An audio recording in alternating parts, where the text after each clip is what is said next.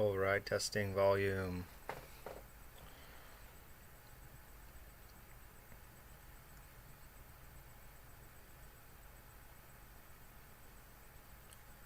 Testing volume.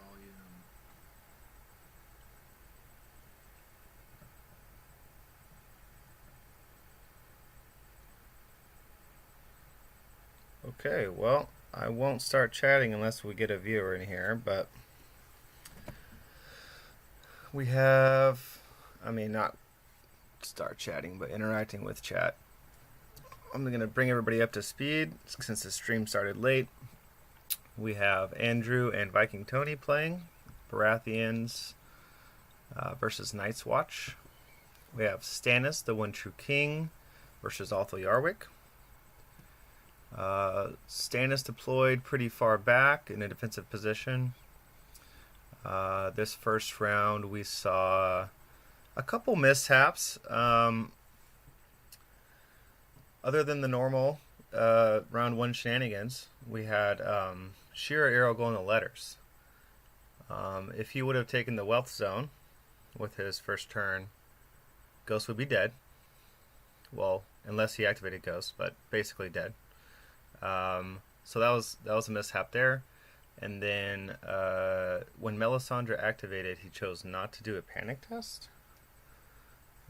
So that was also interesting. He didn't want to hurt his own units, but I don't think he realized that he could just do a free panic test without hurting his own units. So just some not so experienced moves so far from Andrew, but that's okay.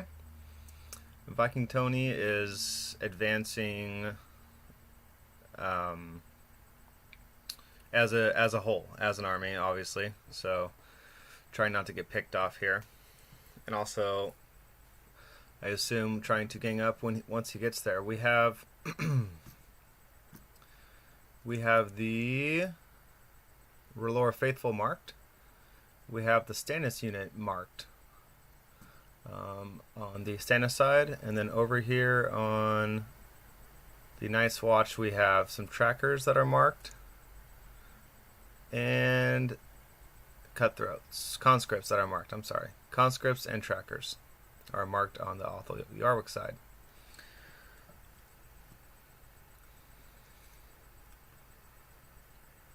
We got a couple of vulnerable units here. Right up in front. That's not going to be good. Honestly, from the trackers, yeah.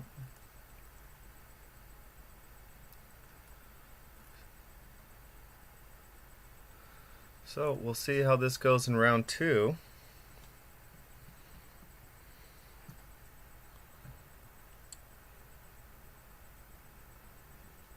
And they're all reset, ready to rock. Start of round two. Althel Yarwick's going first. He's activating Ghost to start.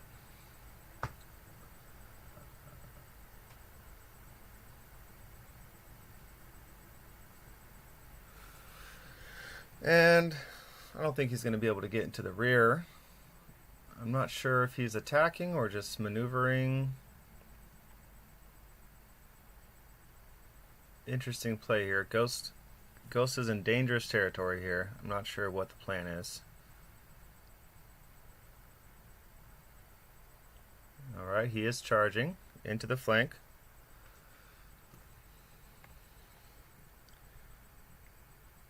Alright, so we're going to have no cards available for Andrew. Here comes the charge dice. No worries.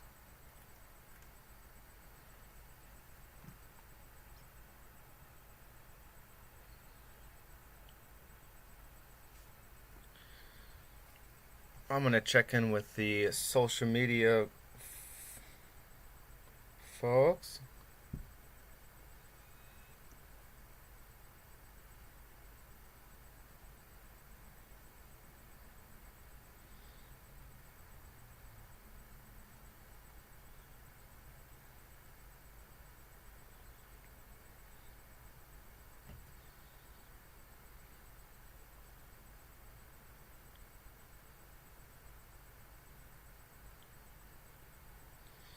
Oh, it looks like there's a nail biter over with Brett's game. That's what's keeping all the viewers away from this one. Hello, we have a viewer. Say hi in the chat, and I'll catch you up to speed if you like. But as you can see, not much has happened so far. Ghost is currently attacking with 2 hits, so he's about to roll for defense dice. Needing 3s. No cards available, of course. Alright, so both blocked.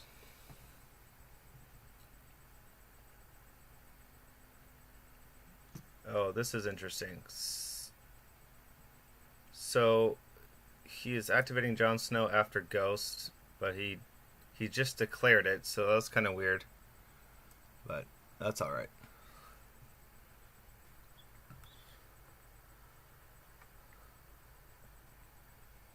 So he put down Breath and Conviction at the start of this round over on Stannis' Wardens. And for the viewer that just popped in, we have the Wardens that are marked and the Lower Faithful that are marked. Wardens up front, Champions of the Stag. We have a charge incoming, Jon Snow, Storm Brothers. We have the conscripts that are marked over here and the trackers that are marked here.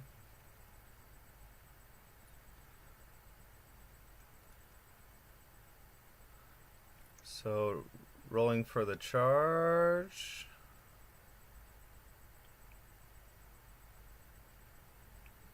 Or not. Must have already rolled for the charge, so he's in good. Rolling 10 dice because of Jon Snow.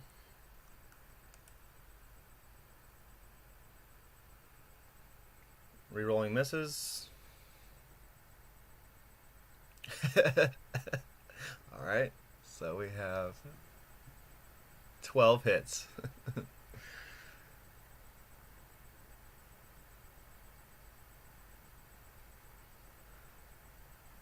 Sundering coming into effect here. We have a 4+ save. 12 big ones. Let's see what happens. Still no cards because a Ghost attacked first.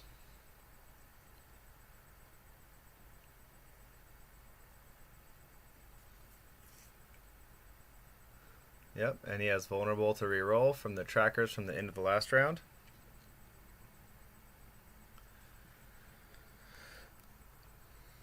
Going in heavy here.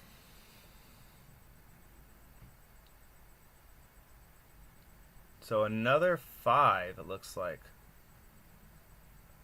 So 9 wounds off the bat from a Jon Snow attachment Sworn Brother charge with a vulnerable token.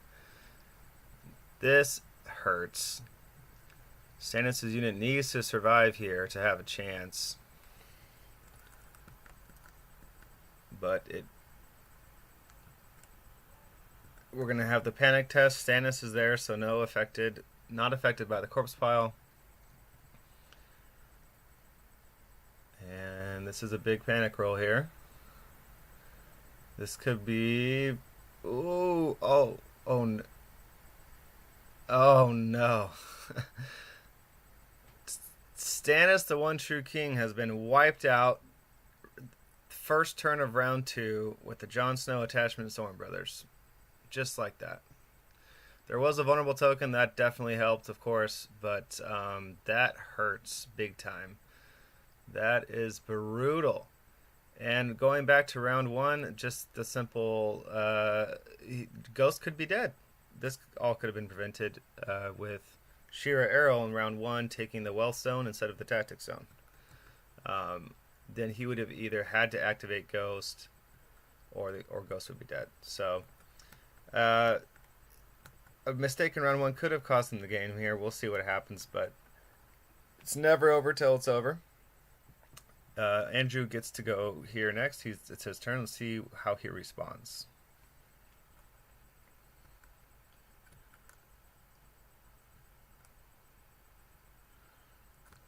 That's a brutal beginning to round 2. In this situation, you gotta keep chugging along and do your best here. Might have to rethink his strategy. That's okay. He's got his champions pinned down by Ghost. Stannis is out of the game. Melisandre's coming in hot.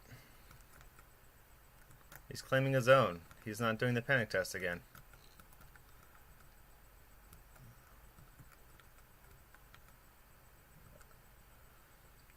Oh, he is. Okay. Alright, so he is targeting the marked trackers with 3 wounds from the wardens. He's not removing them, I think, because he's taking the wealth zone anyways. But we have a... He rolls an 11 and passes. Oh boy. Just... I mean, they forgot the...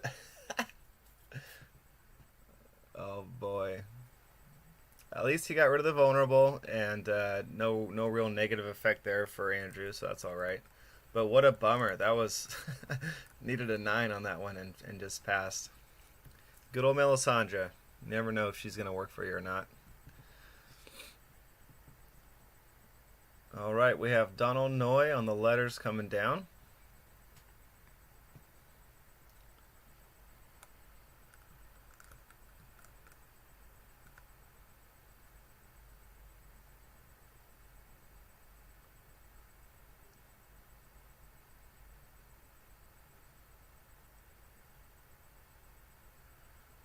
Faithful get weakened. Sounds about right. Viking Tony just taking advantage of these situations step by step. Andrew needs to have a big bounce back here. Let's see what he can do. Andrew's turn.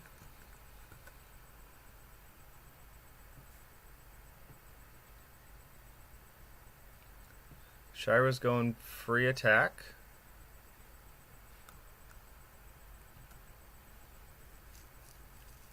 Trying to get rid of Ghost here. Let's hope it works. Dice so far, who knows?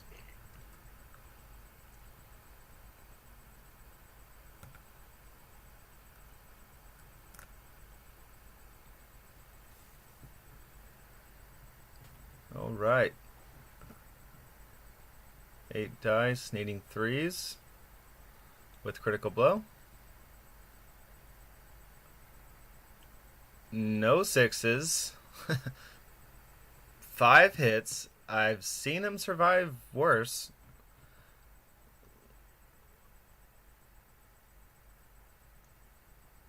Six hits, that's right. 6 hits. Ghost needs 3s.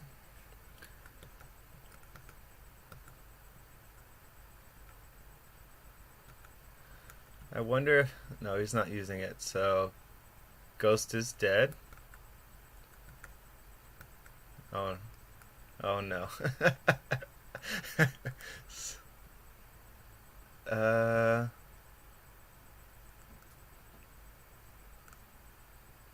Looks like he has the dreaded Watcher and Watch Has Ended combo. This is oh jeez. This is the combo that makes Night's Watch win games. Right here, I think is happening. So Ghost was sacrificed here. He has...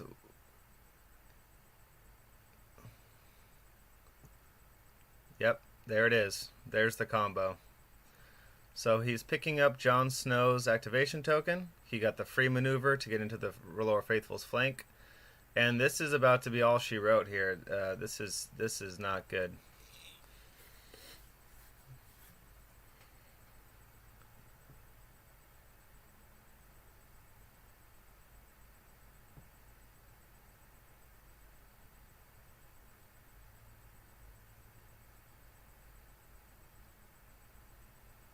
Andrew's doing his Surge Forth now for the last step of this attack.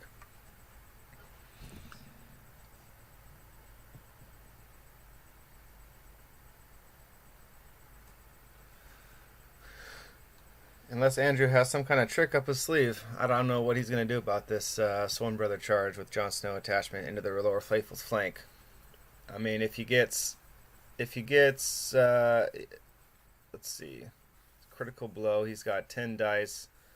He's probably going to need like 14 hits to do it because the Rillor Faithful will probably pass Morale. Unless he has some kind of Othel Yarwick card, maybe Vicious. Who knows? But he might just wipe him out right here.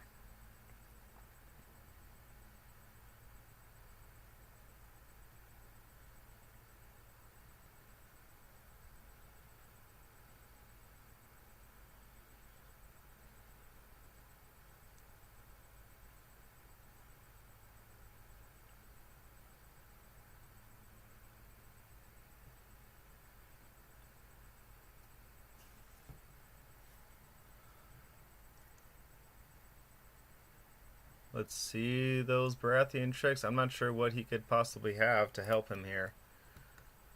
At least there's no vulnerable, so that's nice.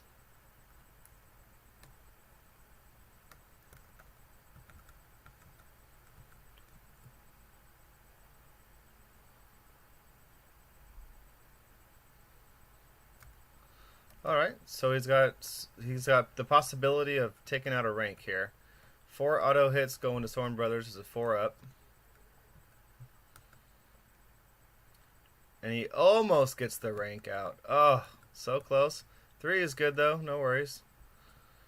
You can't ask for much more than that. Yeah, so he's still going to have 10 dice. Crit Blow Sundering. Oh boy. And now he is vulnerable because of Sword in the Darkness coming out.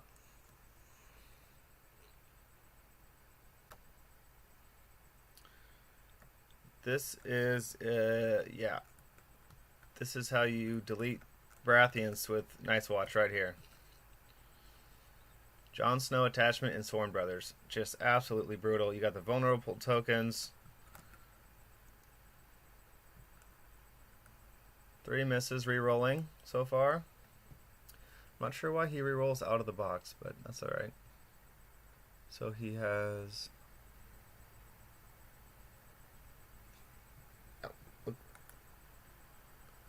looks like 9 saves. Andrew being a good sport pointing that out, that he does have critical blow. So it is 9 saves, looking for 6s. So that's 8 wounds. He might spend the... okay. and and he's re-rolling it. The player's having a good laugh here.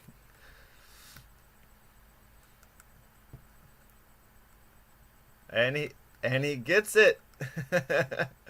It's still 8 dead off the second mark unit of Andrew's. This is not looking good, but no Othel card for Vicious, so the panic test is just at a -2 from the Rillor Faithful. I wanna say that brings him to a 6. I'm not sure.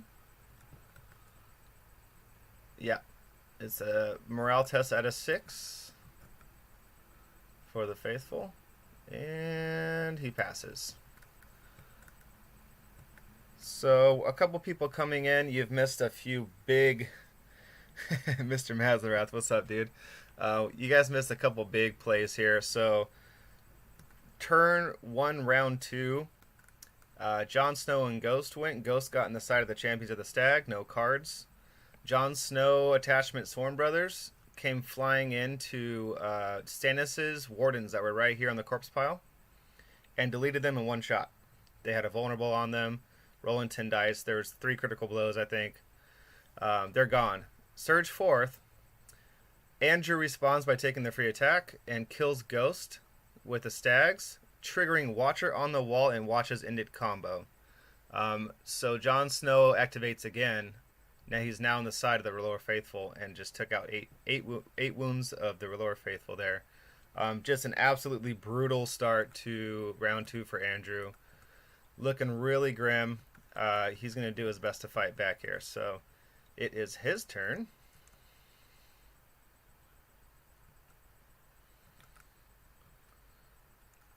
Alright, so Champions of the Stag are activating, and they're going to go right into the front of these Ranger trackers that are marked here. You're going to do a free maneuver first. Brutal indeed, absolutely.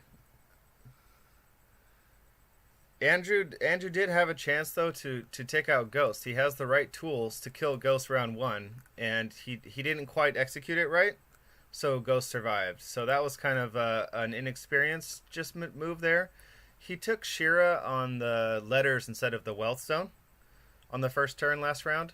If he would have blocked the Wealth Stone, then Alistair would have killed Ghost. There would be no Ghost, but that's just not getting used to the combo, I guess, not playing enough times.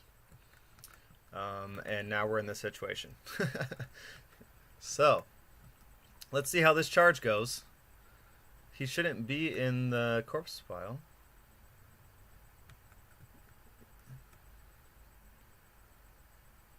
He had a free maneuver, so we'll see if they are. Let's see what's going on here.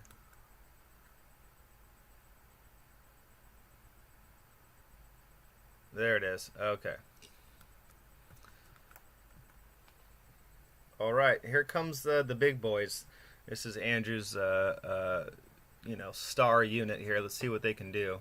With trackers having no defense, basically, I mean, this could go well. He needs it to go well. So let's see what happens. Dice time. What do we got? We got 8 dice. Target number is 3s, I believe. Crit blow and something about weakened. Don't have it memorized. And they don't have the unit cards out either. Alright. That's a okay start. We want more 6s. And there's another crit blow and a hit. Perfect. So we have 10 total. He needs to succeed with 8 of them to have a chance of taking out the unit. Oh, Donal.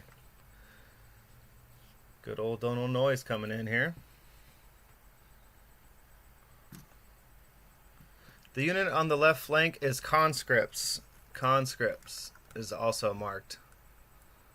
They might just hang out and do nothing. Who knows? He's not really pressured to have to bring conscripts in right now. Let's see what happens here, though. All right, defense saves with the Donal Noy token.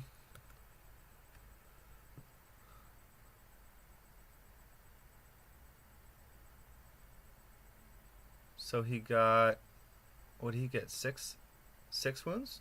6 wounds. I thought trackers were on a 6. Oh well.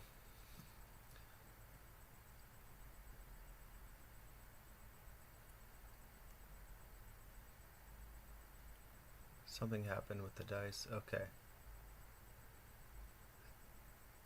No, that's 4 wounds more, not 3. Oh well, I can't interrupt the game, so so that should be 1 more wound at least on the trackers, but oh well.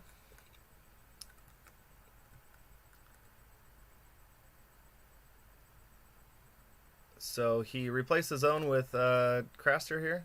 2 wounds and a card. Back to the trackers. Now back to Andrew.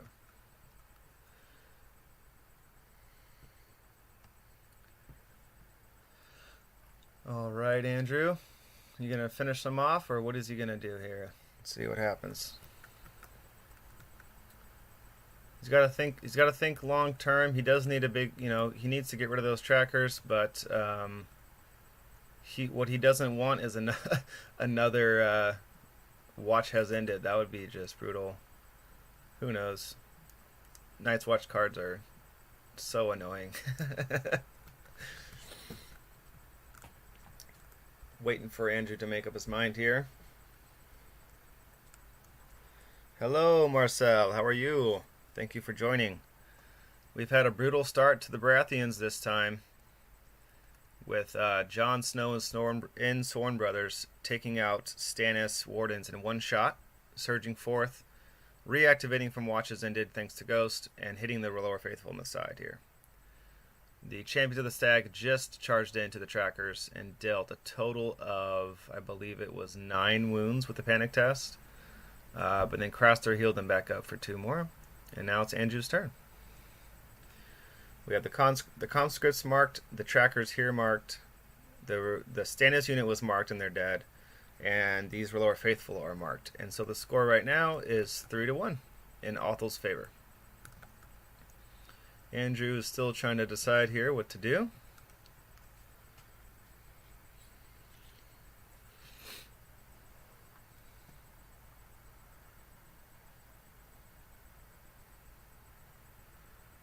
Okay, nothing I can share so far. Just deciding, it looks like trying to make up his mind. There is a zone open for Axel here. I keep saying Alistair, sorry. Axel could take that free maneuver zone there. He might want to get rid of this engagement or free up the champions. Let's see what he does here. Thanks for the sum up. Can you do a fixed tactics board VP window? Do you have instructions? That would be awesome. I think it's in TTS, right? I could do that. I haven't tried to do that yet. I know that my streaming experience is minimal compared to the all-stars of George and Mickey, but at least it's working on my terrible laptop. So this is good news.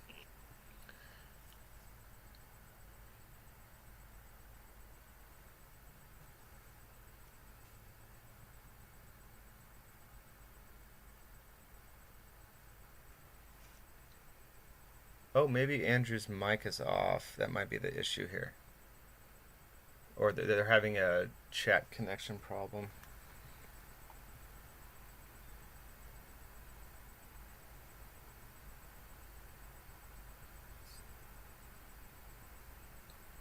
Oh, looks okay. On my end, anyways. I'm actually just going to check in with them. Sorry, viewers, 1 second. I'm going to make sure that they're still connected. You guys all good?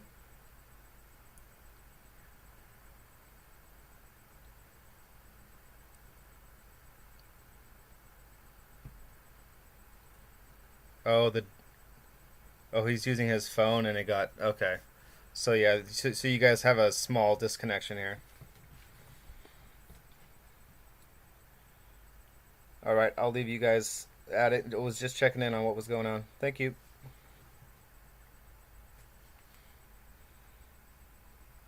Yeah, so Andrew's Discord chat is not working, so we have a pause momentarily. We have a break in our stream, of course.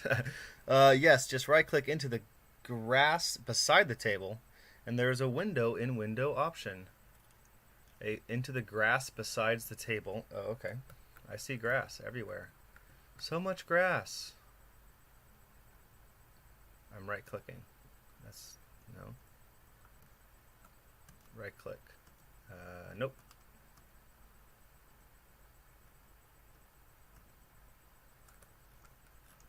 Maybe I'm not getting enough grass.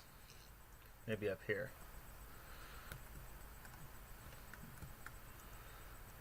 I need more grass.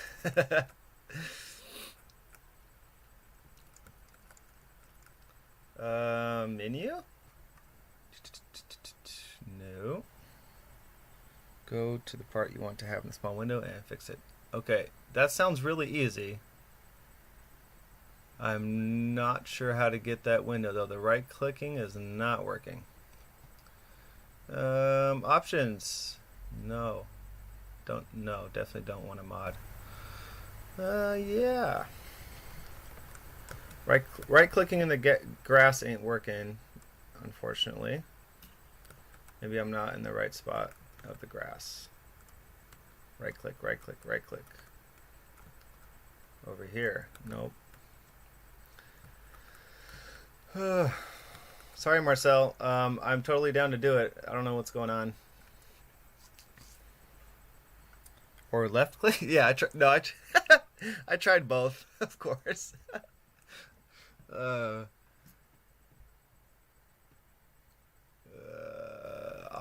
I'm not hosting, so I don't have access, I don't think, up there.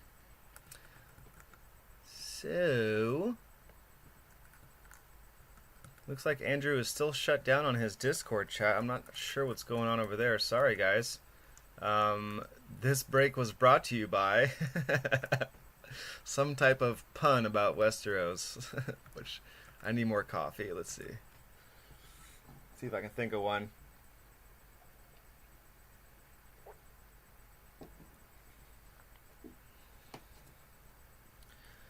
Brought to you by Jorah's Map Collection. You'll never have to wander again. There we go. I got one.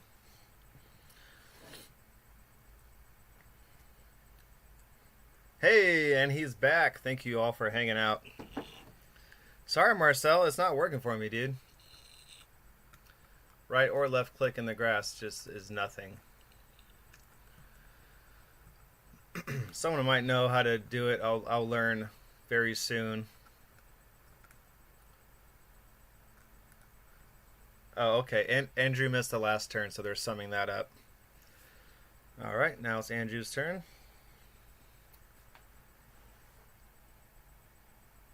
He is activating Wardens.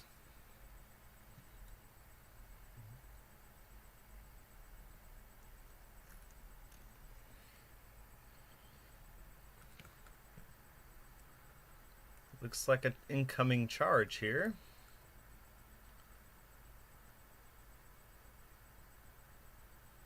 Oh, come on, guys. No, you can do the pivot and then go back. I wish I could chat in their game. They're using ancient techniques for measuring charge distance here. That's okay. So he's targeting the other unit of trackers, not the marked unit.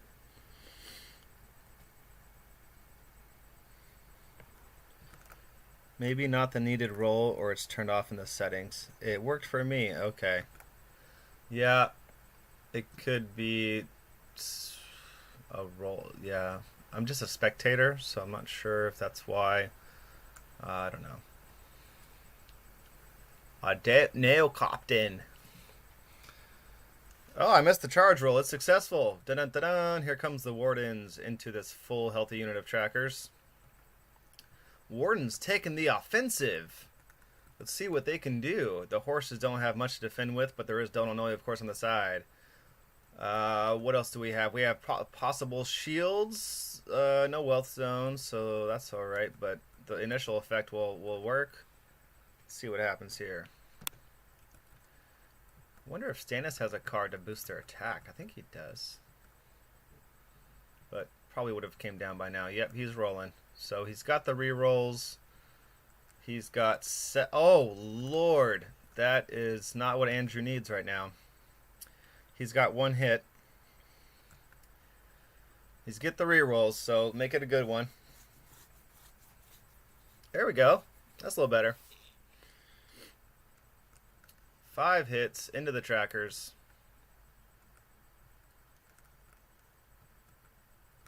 Oh, yeah. I think I would imagine these trackers would be weakened.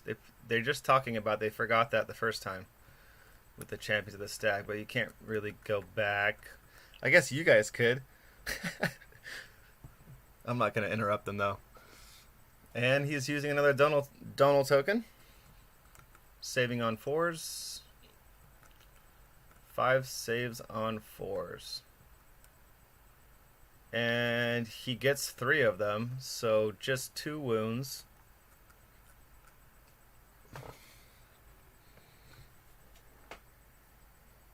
No ones, so no weakened. All of these little things, just these little lucky things aren't going Andrew's way this game. Viking Tony with the perfect set of hand for that beginning of round 2. He had that Watcher and Watches Ended combo. It's just so brutal in Night's Watch. And the panic test is okay. So a charge into trackers for 2 wounds. I mean, that's not what you want to see. All right.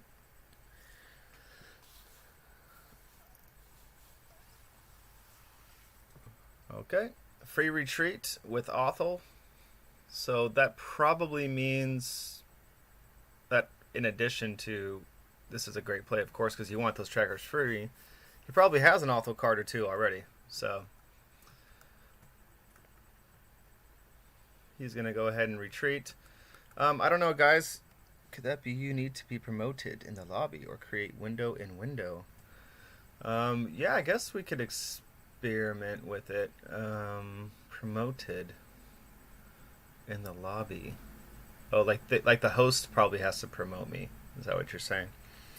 Yeah, I really don't want to interrupt their game, and with how it's looking here with the R'hllor Faithful and Jon Snow's Sworn Brothers, by the time I figure it out, this game might be on its way out.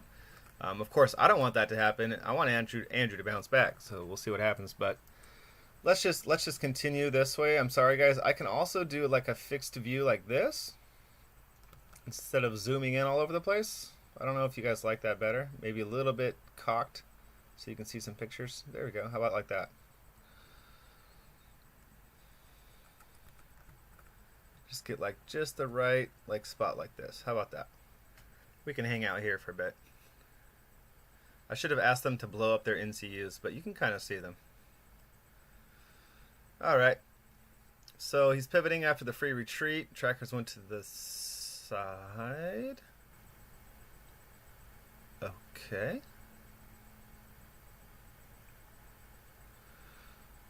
Oh, it's not your last activation, Andrew, but that's okay.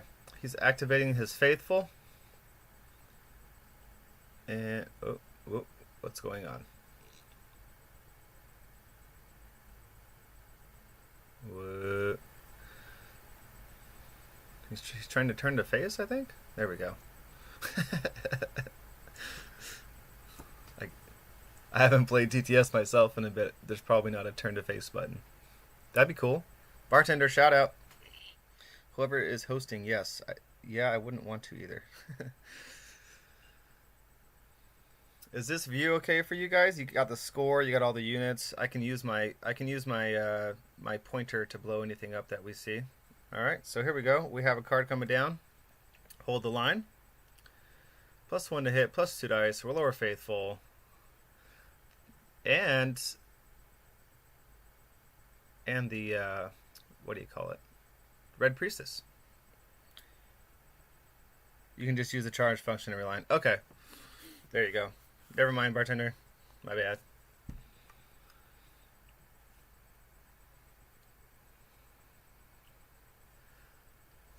Oh, see, I can't stay here. You know why? Because we want to see the dice.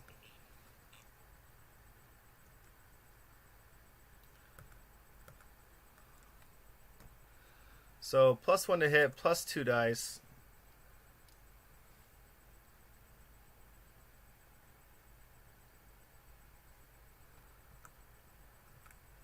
Did he not use the priestess?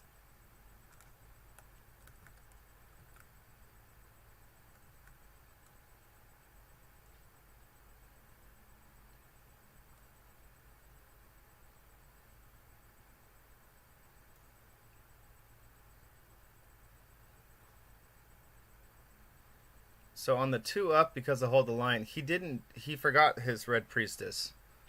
Andrew must be very flustered from that first flurry of Jon Snow, because the red priestess is insanely strong. Is it only when she activates, maybe? Maybe I'm wrong.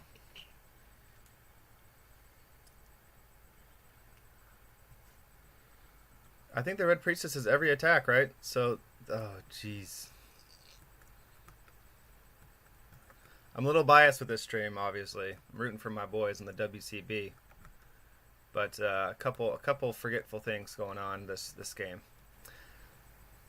I'll have to I'll put on my calendar a couple games with Andrew this week.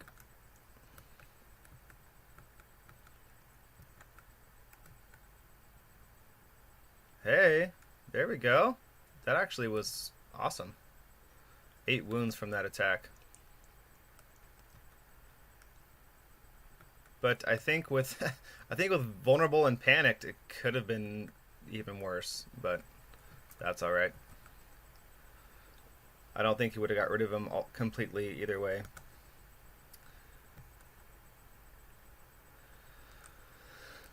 All right, so on to Othel Yarwick's turn. He's got some options here.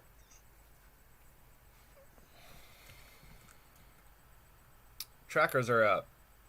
What's he gonna do? Looks like he might want to come in and try to finish off the Lower Faithful with a shot. So, yep, he's trying. He's gonna try to reach the Faithful here. And get back to my point of view. There we go. Easy to start playing tilted when things are going badly. Absolutely. Hold the line is when they activate. Oh, so he got hold the line and forgot the priestess. That's all right. Once again, they didn't invite me to be their game judge, so I'm not going to interrupt. But Otho let it go, so you know.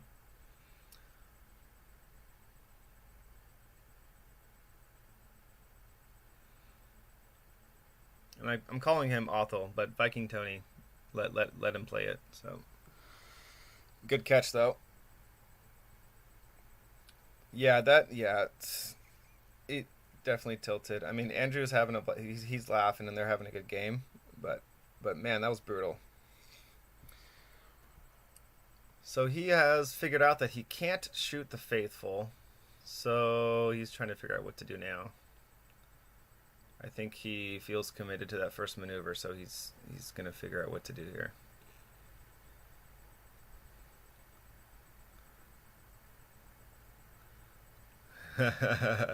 He's thinking about charging.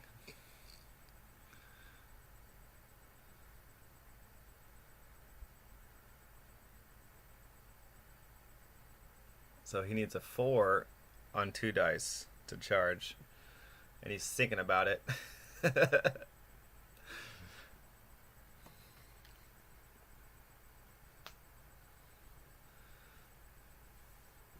I mean, you know, not really worried about all these other units. The champions of the stag can just kill everyone for Andrew, so we'll see how the game goes. Those champions are so annoying.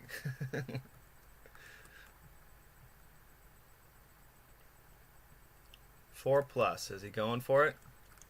He's going for it. Going through the corpse pile, charging the Lower Faithful with the trackers. He needs 2 4-ups. Nope. So he's going to move 6. 6, yep.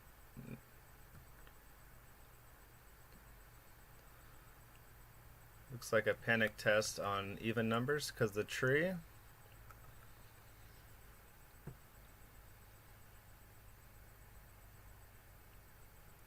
Yeah, machete it was. But you know, I think he was trying to get the shot, and then it was like, oh crap, he's too short. So this is also a couple of things that's happened in this game is unfamiliarity with TTS. Like they can pre-measure pretty spectacularly with TTS, and they're just not, you know. So.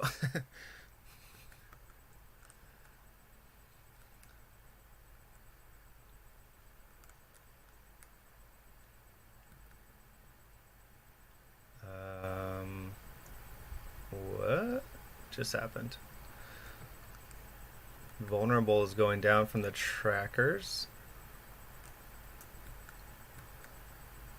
Oh, I guess he didn't get his Axel Florent. I guess it doesn't matter. So Othel's going again. We got a retreat coming from the marked trackers, moving 8 inches. Who did he make vulnerable? I don't really see who. He said it, but there's no vulnerable token. And he still has these Thorn Brothers, not marked, and the conscripts to go. They're not. They're not really using their activation tokens either.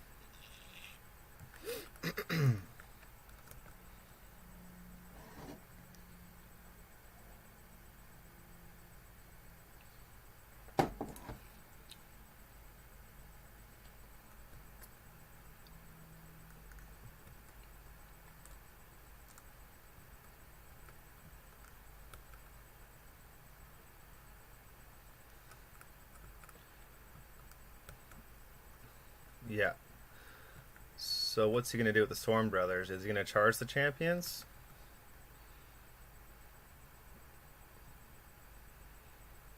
Looks like he is.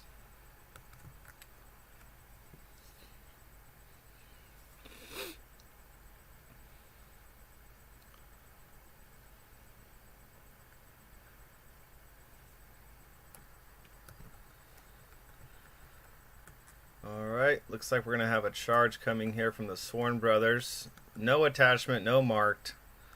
But this is where I expect to see some Othel cards. He didn't take the Othel ability earlier. Probably because he already has what he wants. So what we're probably going to see, in my opinion, is the Precision card from Othel.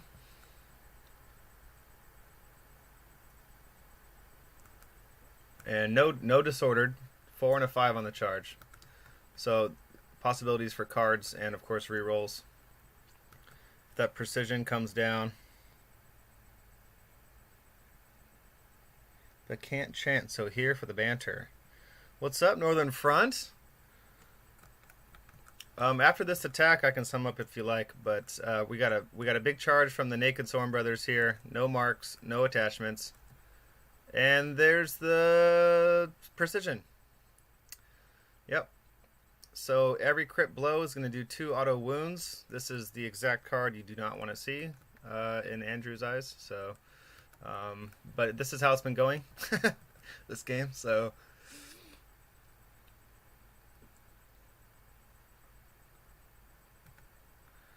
I think he's going to re-roll everything but the 6. I think he's talking about it. Yep. So he is. He's going for maximum unblockable wounds. Now, what's going to be nice here for Andrew is possibility of 1s. And just 1.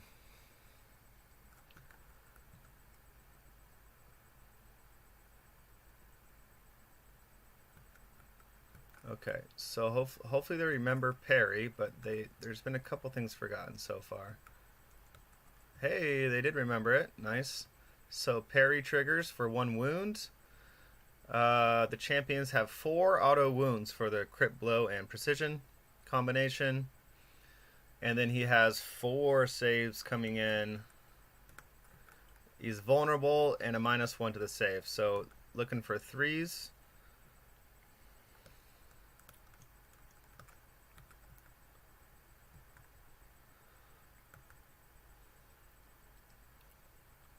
And 1 fail so far. He's spinning the vulnerable token. And just 2 wounds.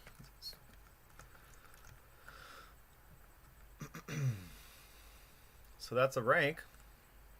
And the panic test. Oh, he's moving on, though. They might have forgot the panic test. Panic test.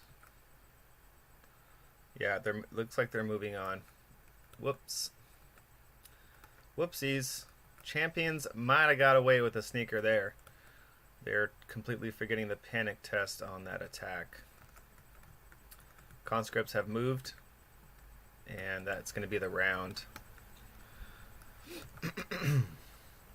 So, after round 2, we have a score of 3-1, Othel's favor, / Viking Tony's favor. Andrew's going to go first next round. He has some real work to do ahead of him.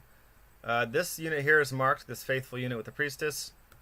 You know, he can get some points right away. I'm not familiar with the Baratheon deck too much, So I don't know if he can somehow heal and kill at the same time or anything like that. Um, Champions, if Othel grabs that card, he can use Othel Yarwick's ability to grab precision again, then the champions are in real trouble there. So sticky situation for Andrew here. I hope he can climb out of it. They're just doing all the reset stuff for round 3 here. Now the crown. Oh, okay. There we go. I don't think they know about the auto next round button. That's a new feature. Stag Resilience can heal. Okay. But only if you get the letter. Okay, so he's starting the round with Conviction. On to the Wardens. Okay. Extra defense. And then this card should be in the discard pile. Haha. Alright, looks like he's making a big decision here. What is he going to do first? Any predictions? What is he going to do? Andrew, I have faith in you, buddy. I have R'hllor faith. Looks like a Melisandre. Yeah, and he's and he's done this he's done this throughout the games so far. He's telling him which zone he wants before he does Melisandre.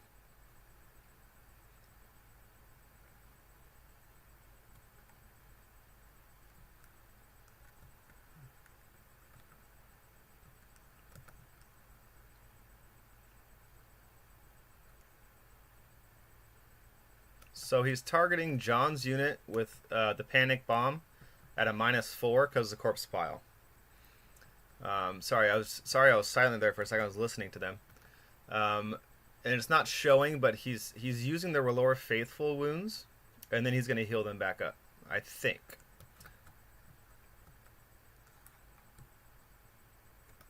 So John is deleted. And he did heal the faithful back. Now, the issue here, the issue here is there's the free attack zone and the activation for these trackers. Whoops, sorry, for these trackers to delete them anyways. So I would have almost healed the champions with the well zone and just maybe had that as a lost cause. I don't know.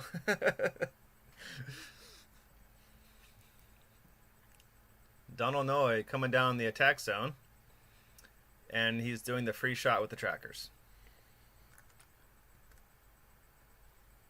The vulnerable is going down from the trackers.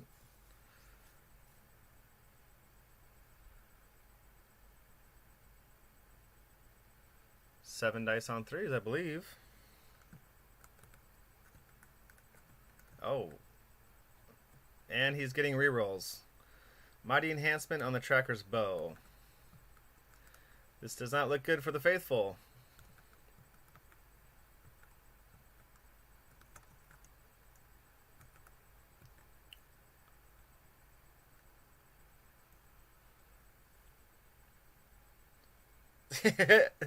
Andrew's hilarious.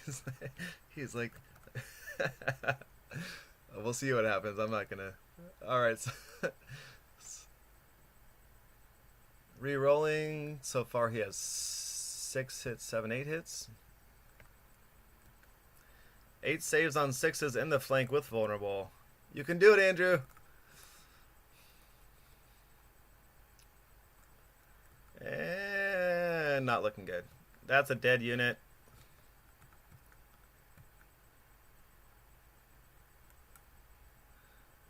They were marked, yes. Interestingly enough, Viking Tony forgot both extra VP tokens on round 2. Or else he would have 2 more points. That's just straight forgetting. Oh, no. Othel Yarwick is the commander, not Jon Snow. So that's my fault. I always see Jon Snow as commander. Alright, so 6-2. Can Andrew bounce back? Should have taken wounds off of Wardens and put 3 on Faithful. There you go, Northern Front. Guess what? He still would have died. He still would have died. I think, yeah, I think the heal on the champions would, because the champions, like, with a 2-up save, I mean, if you can keep them healthy, they can keep going, chugging along all game. All right, 6-2. What's Andrew gonna do?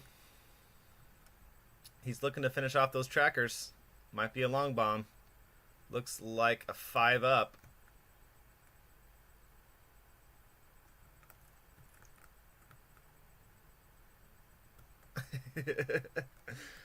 He's pulling out some desperate measures here. That would be nice, though. That'd be 3 points. Put him right back in the game. So he's got neither one of those. Okay. Now, the trackers can still activate, so they can come and smack these champions as well. And the Swan Brothers haven't gone yet, so I'm very concerned about the champions at this point. He's thinking about going for the kill, which is nice, but I don't know. Concede. Nah, man, never. Never give up. Never surrender. I do have another game going on with Space Cheese and Mr. Fox, who have also invited me to their game. So once we get a clear signal on this one, or I can just ask you guys what you prefer, we can go check out Mr. Fox and Space Cheese. I just need the server and the password from him. I was waiting on it. Let's see here. He has not told me the server name and password. So,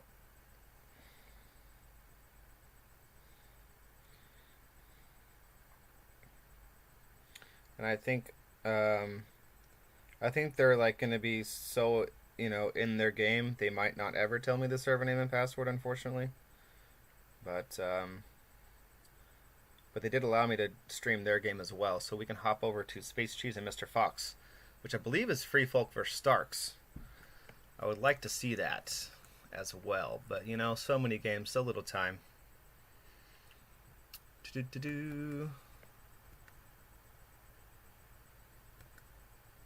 Now, they haven't... If he's... Oh no. So Vulnerable goes back on the Champions of the Stag, and the marked trackers here, I think they're gonna run. All they need to do is run. Yeah, I think they're gonna run. So Andrew's not gonna be able to get that charge off because he took the free maneuver. So yeah. 6-2 with champions. If the champions, let's see what happens to the champions. If they go down, then we'll head over to Space Cheese, hopefully.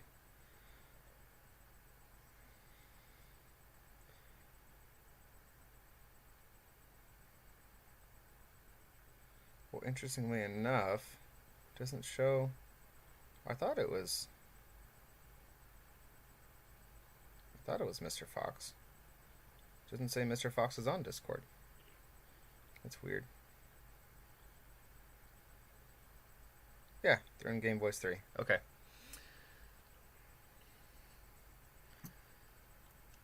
So what could possibly happen here? Can he even see these Soen brothers? It looks like he can. Okay. So at least he can charge. He can double smack those Soen brothers at least. So that'll be good. What's he gonna do? He needs to score some points. His marked units are dead. No extra points for that. Conscripts, I don't think will ever... Well, technically, he's by the Weirwood Tree, sure, but he could do the double panic bomb on round 5 to completely wipe out conscripts in one turn. So that's possible. So that would be 2 points. If he can somehow keep these champions alive, get to the trackers, That'll be another 3 points. So it's doable. It's doable. It is still doable. Fire and Blood is crazy.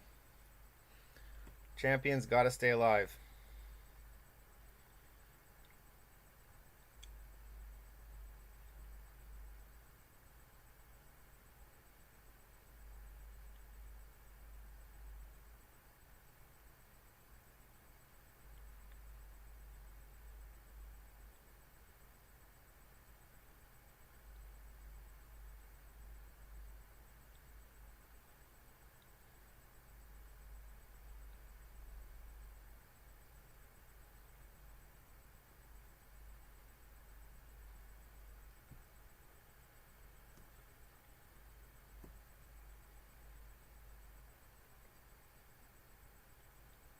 Oh, sorry for the delay there.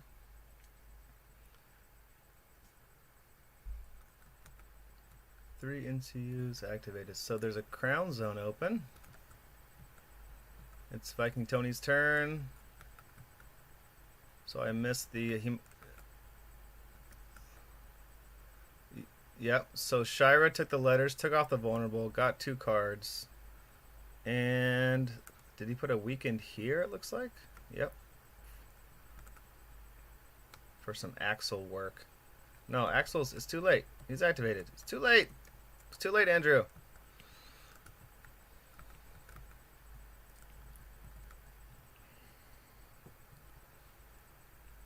Oh, here it comes.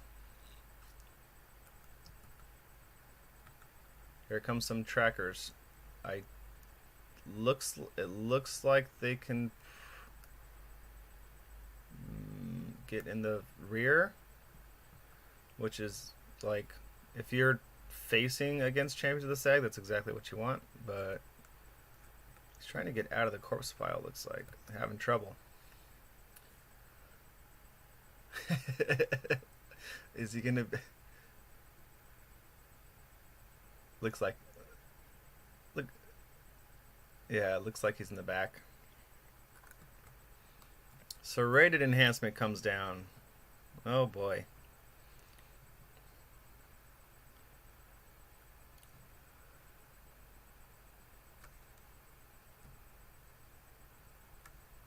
No, it's -4. Sorry, I'm responding to him talking like he can hear me. It's going to be a -4 total to the panic test if a wound gets in, which we will see here. No rerolls on ranged, but on a 3-up, he gets 5. Now we might see some Baratheon cards happen. I'm not sure. -5. Well, there's a weirwood tree right there. You can't really see it.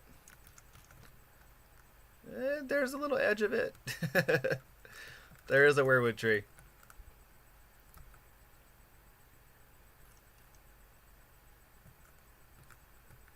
Oh, they're forgetting the rear to the panic test.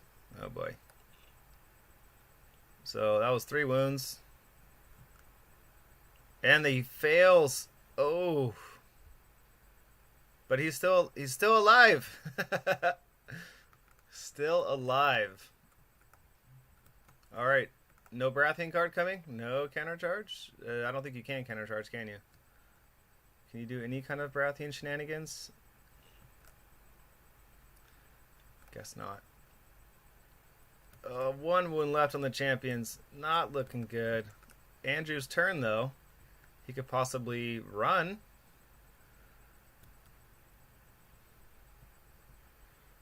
Now he needs Stag's resilience. Oh, that's the healing. Oh, please have it. Do it. Waiting for him to decide what to do. He is activating champions.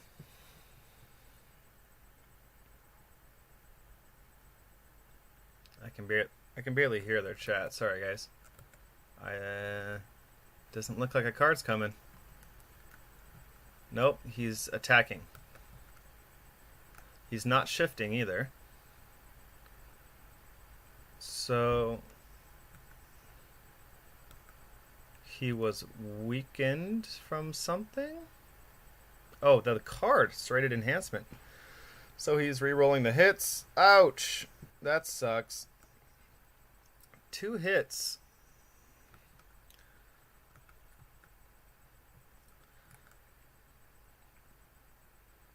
And he blocks both. Not good, guys. Dice rolls were not friends. What a lineup of cards for Viking Tony, making big plays.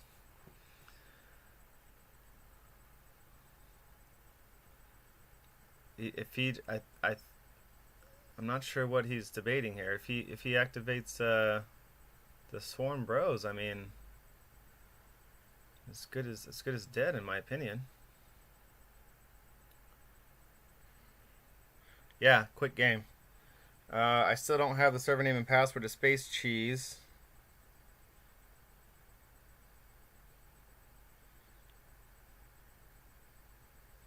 But I can probably get it real fast as soon as we see these guys go down. Is he attacking? He's not decided yet. And the stream will just continue. I'll just hop over out of this game and join the other one. And then we can pick up where Space Cheese and Mr. Fox is. He is doing Storm Brothers.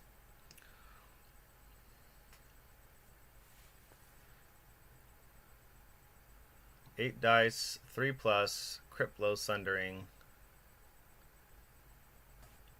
We need a whole bunch of 1s and 2s here, Andrew. Let's see what happens.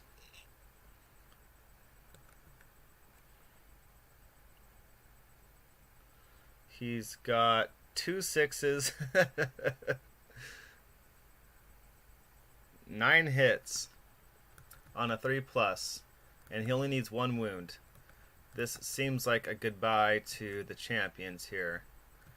He might have a last stand, maybe, but either way, in my opinion, with the champions gone, yep. He only rolled 1 fail, but that's all he needed. Take the Black goes down to heal. No card from Andrew. He's gonna do a Surge Forth, and we're gonna probably say goodbye to this game here. Hey guys, seems like I missed almost everything. Yeah, Decay, that's okay. Night's Watch were just on an absolute tear. Since, oh, hold on. He does have Last Stand. Okay. So he's going to resolve it and attack real quick from the Champions of the Stag dying. But I'm going to try to hop over to Space Cheese's game, because with this lead he has and with the board the way it is, we're going to try to catch Space Cheese's game real quick. Let me see if I can get there. Password.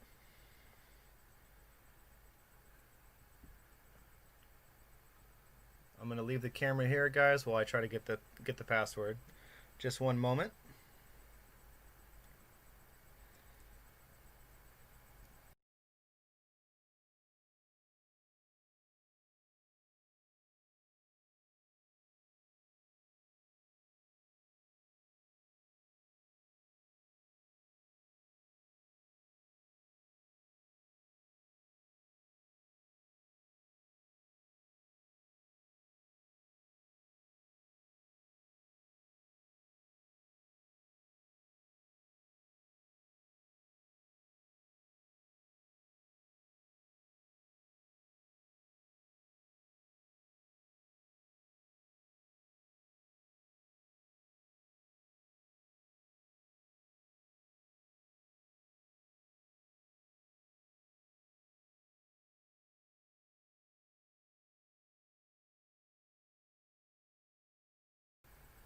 Alright guys, so I have confirmation the password is incoming. I'm going to go ahead and back out of this game. Farewell Andrew, well done Viking Tony for that flurry of combinations that Andrew just could not respond enough with. So, where is the button that I'm looking for?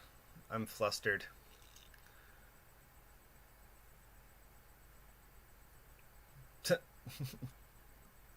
Menu, there it is. Alright guys, bear with me while we get to the next game.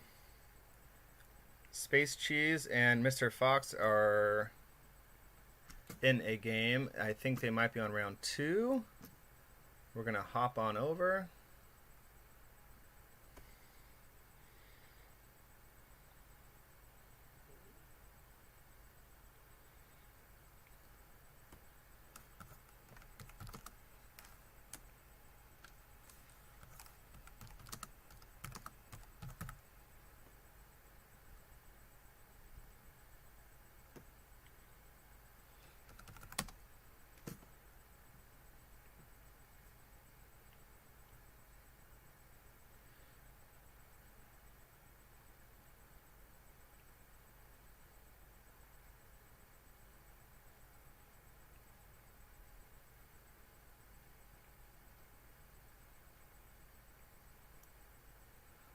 Okay, we are back for game 2 of the WCB doubleheader, which I did not advertise because my OBS was failing me miserably earlier.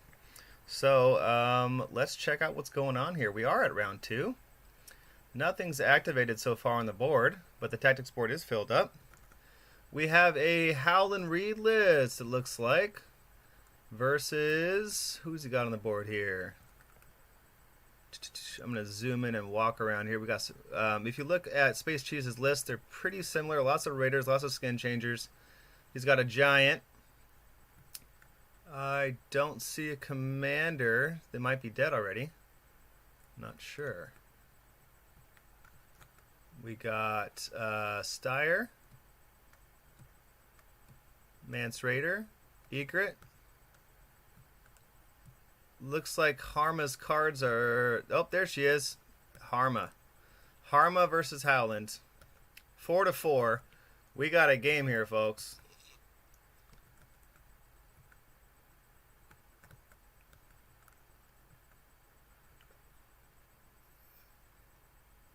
Okay, so he just triggered an order for traps. So the giant is coming in hot from a distance here.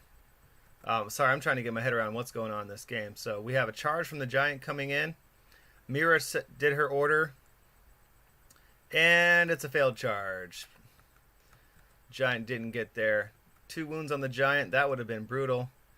But didn't quite get there. He had steer on him. That would have been a crazy charge.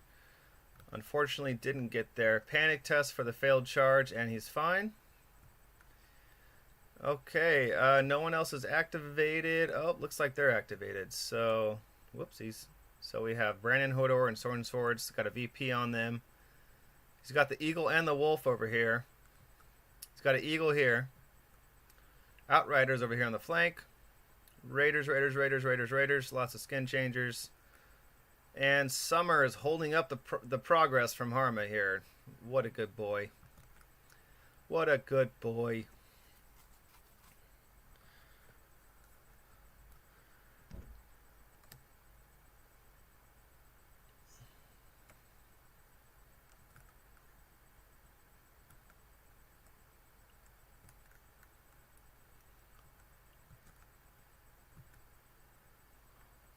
Alright, so he uses Surrounded and Exposed mostly for the weakened token. It looks like he's... Or not. Shaggy Dog. What's happening here?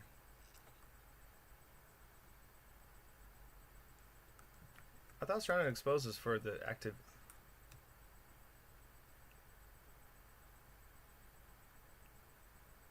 Oh, he can target anybody with Surrounded and Exposed. I knew that. Okay. So, Tully's Horn Shields got weakened because the giant got closer, and they lost all abilities. Shaggy Dog is deciding what to do here. He's spinning in circles, having a good time. He's probably chasing his tail. You know how Shaggy Dog does it. He knows how to zigzag at least, unlike his master.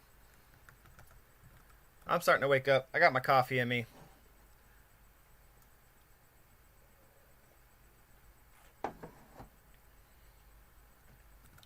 So he's charging Harma.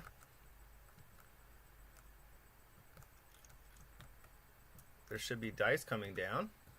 No?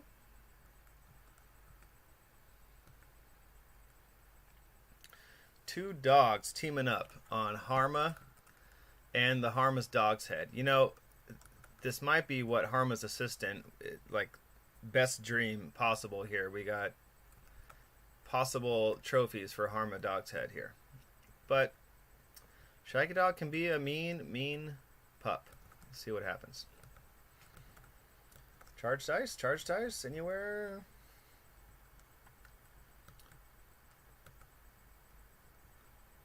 There's the attack dice. I think they didn't roll the charge dice. So, not sure why. Defense save coming in.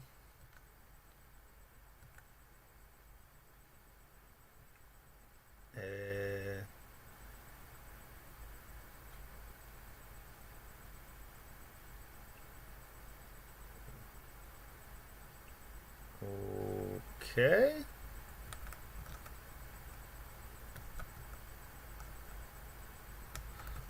I messed that. Oh, that was the defense save and the panic test. So he took 3 wounds. Or 2 wounds, sorry. Must have been hit something. Oh, from Summer. So, yeah, I'm catching up.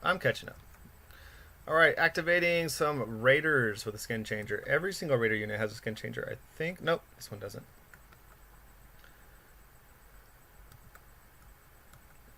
Okay, so that was just another surrounded, and Tolly is taking a vulnerable token as well.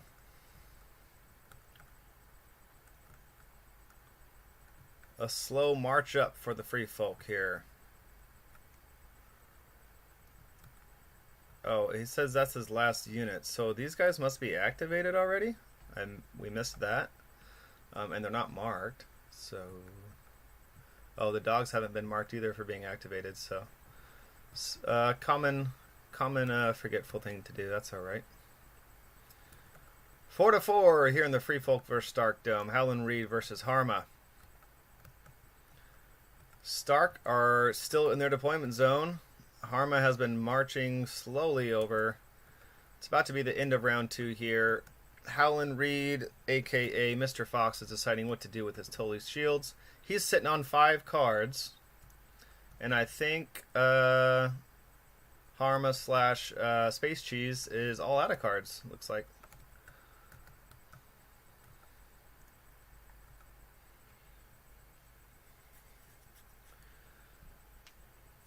Okay, so he is positioning. Is he charging? He's trying to charge. Charging the side of Harma, it looks like.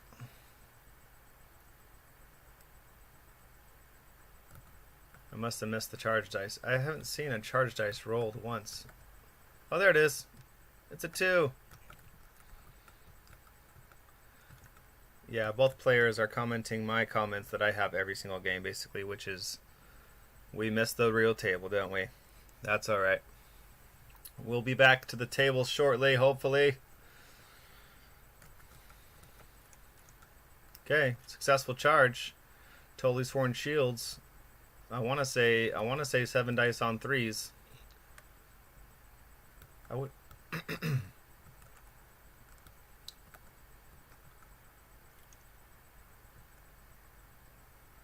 All right, here come the attack.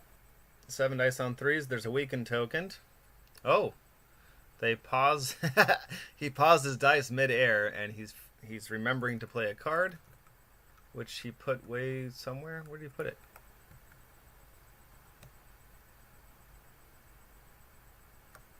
I think it's Devastating Impact is what he played. And he does not have horses, so extra 2 hits.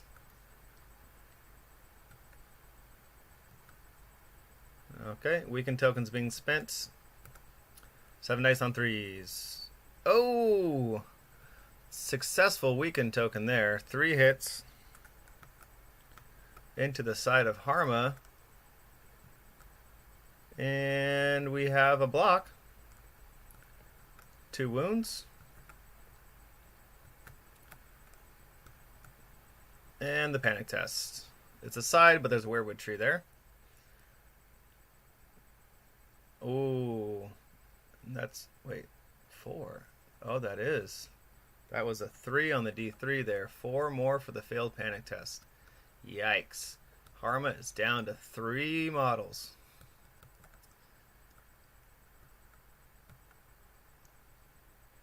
So that looks like the end of the round. If you guys want me to check anything out, the discard pile I think I can look at. I don't think I can search. There's 3 in there. Nope, I can't do anything like that. He's got Walder Frey, Howland Reed, and Arya over here. Wonder if Stereo is anywhere. No Stereo? I don't think so.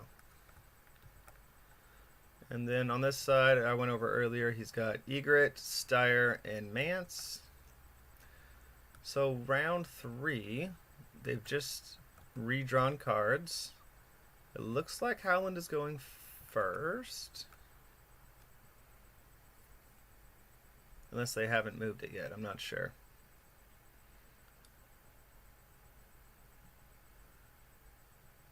What are your guys' predictions here? Who's taking this one? It's 4-4. We got Harma ganged up on over here.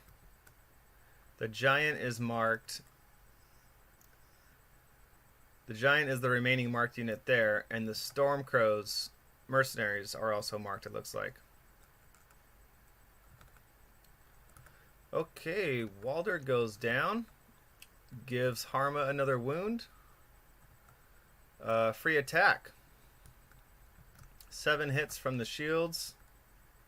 Tully's horn shields. Harma looks all but gone here.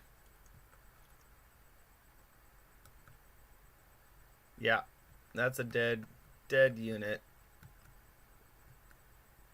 And Walder allowed him to score a point for that, for removing insignificant. So Mr. Fox and Howland Reed take the lead, 5-4, with the first activation of round 3. Space Cheese needs a big swing here. What's he going to do? If he can eventually make it to those mercenaries and grab those points, that might work. Looks like he's in a really good spot to charge with the Giant here.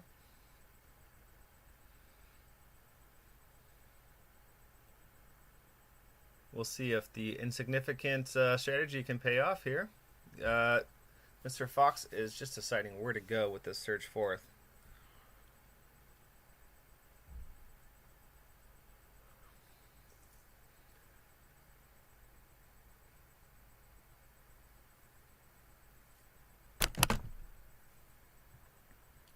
Steyer's coming in, and he's taking the Wealth Zone.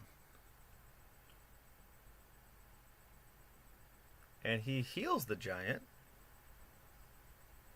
And Steyer is attaching to the Giant. Okay. What do you guys think about that one? I was predicting a charge right there. But I guess Steyer needs to go down first. Okay. I can see that. I can see that. Howland Reed going over to the maneuver zone. Influencing the Raider unit next to the Giant. And instead of a maneuver, he's playing sudden charge. With the cavalry onto the flank here. He's in no matter what. He rolls, he's fine. The Raider unit will be vulnerable. And panicked and weakened for bushwhack, I believe.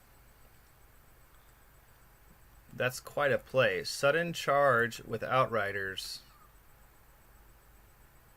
With a maneuver zone in the flank is pretty nasty. Oh, I think they forgot about the vulnerable from the card. That's going to be huge if they forget that. Yeah, they have not remembered the vulnerable from the sudden charge.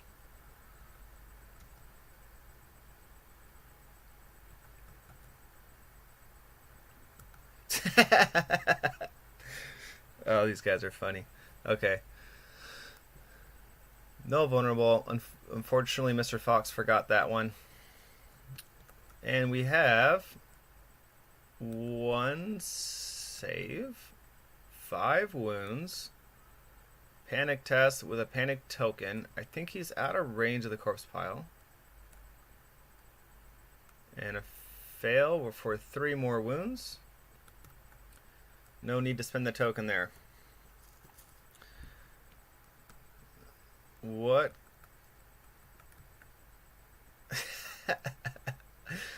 Mance Raider taking the tactic zone. Taking 2 cards. He's going to place 2 condition tokens and Mance Raider somewhere. Just waiting to see.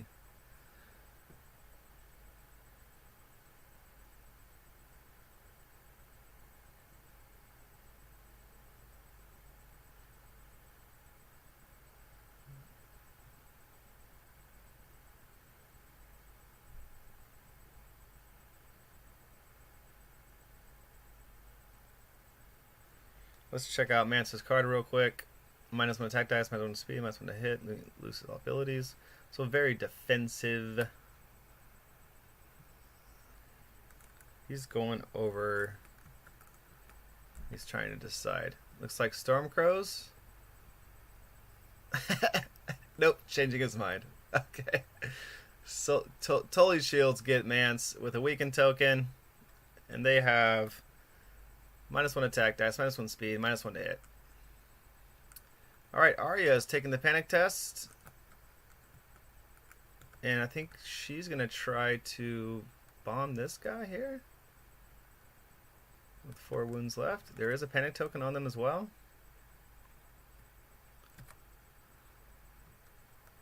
So panic token getting spent. Ooh.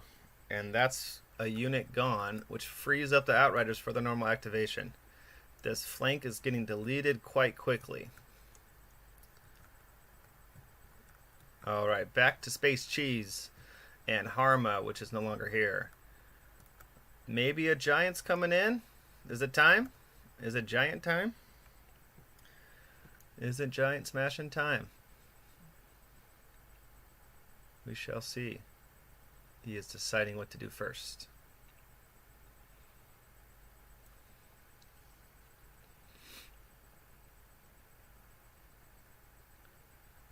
Five to 4, middle of round 3.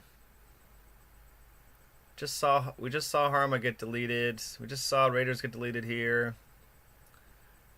The free folk are deleting quickly. He is stalling with Egret and going back to Mr. Fox with Howland. So he is, yeah, that's what I would do the same. He's coming in with his Outriders to continue to delete this flank.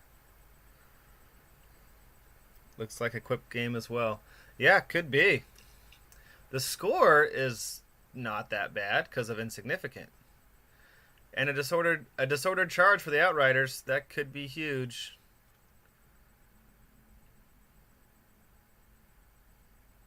It's still the flank though, so panicked and weakened still apply. No rerolls, no cards.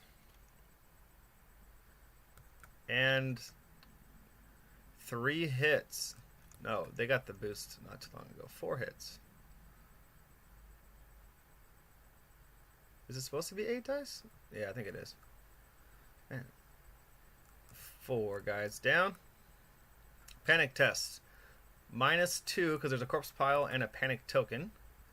Not looking good for the Raiders on this panic test here. And that's a fail.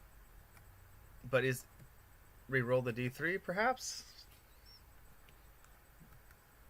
Alright. And now it's max wounds. Oy, successful panic token there. 4 more wounds for the panic, and with a disordered charge, the Outriders have taken out 8 Raiders in the side. Back to Space Cheese. What is his response here?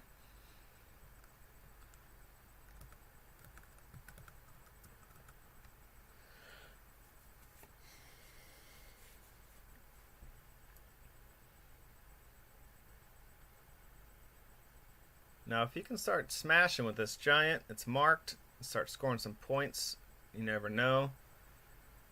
So, what's... Okay, so he's activating the wounded raiders and he's retreating. And he's going to be able to go 8 inches. He's going back.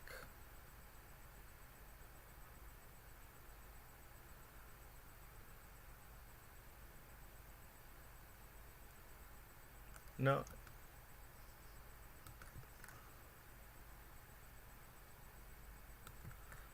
Yeah, and then the Outriders get their free pivot.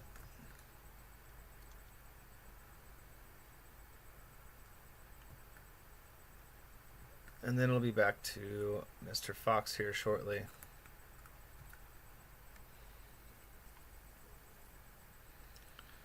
Mr. Fox still has wolves, shields, sword and swords with Brandon Hodor, and Stormcrows to go, I think. Unless they're not using those activation tokens, because I can't I can't keep track. I'm pretty sure that was a Walder attack. So yeah, he has all of these guys still to go.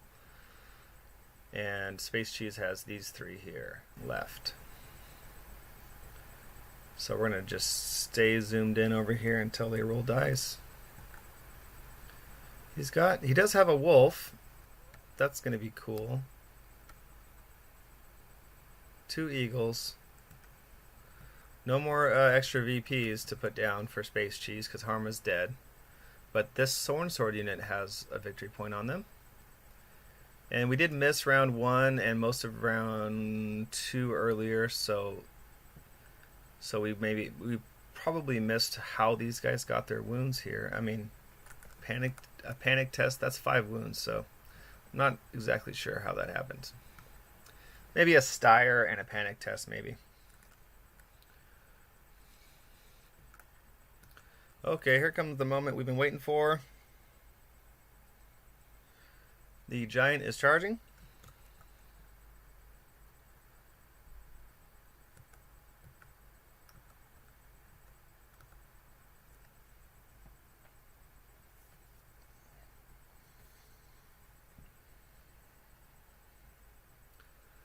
Alright, so let's see the... Oh, I don't know why he's rolling 2. Why is he rolling 2?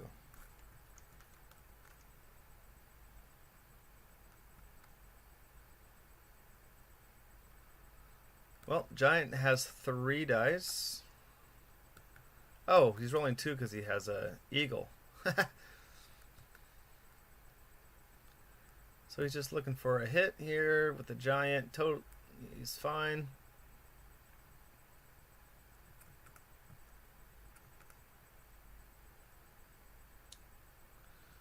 So that's a 1, of course, and a 3. So it averages out 6 wounds.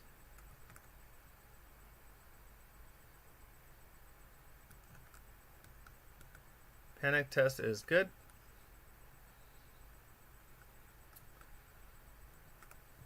And that's the Giant activated, which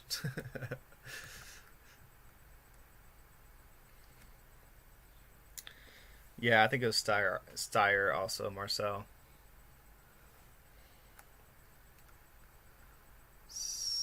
Okay, so his mercenaries, are they going to get in the fight? They're marked. That's a risky play. Oh no, he's kind of back. Okay. Yeah, that's what I think that is what I would do. You don't really need to get the mercenaries involved. They're just a way for Space Cheese to get points, really. So he's kind of just hugging them up next to the swords there. And Space Cheese's turn now. And he is going to play a card, I think he said.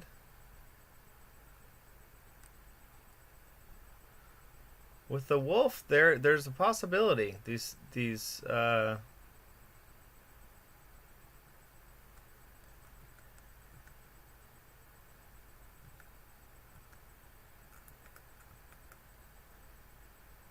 Okay.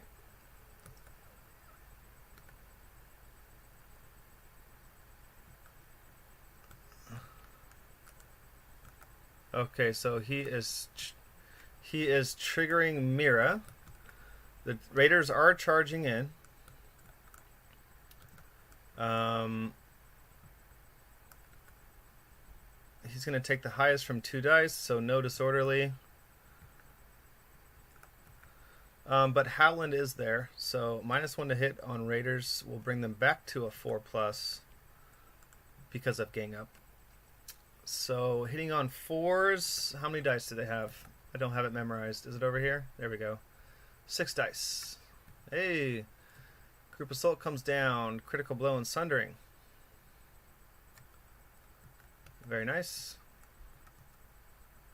So with 6 dice re-rolling, crit blow, sundering, and vulnerable, can these Tully's Horned Shields die? Absolutely. Let's see. Let's see what happens. We have 4 misses so far. Oh, he's forgetting about Howland.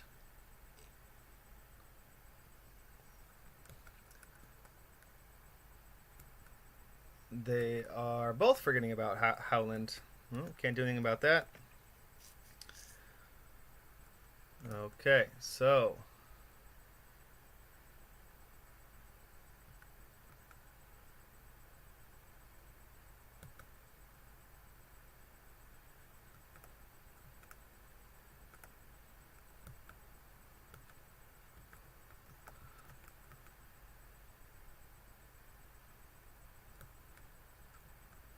what is going on?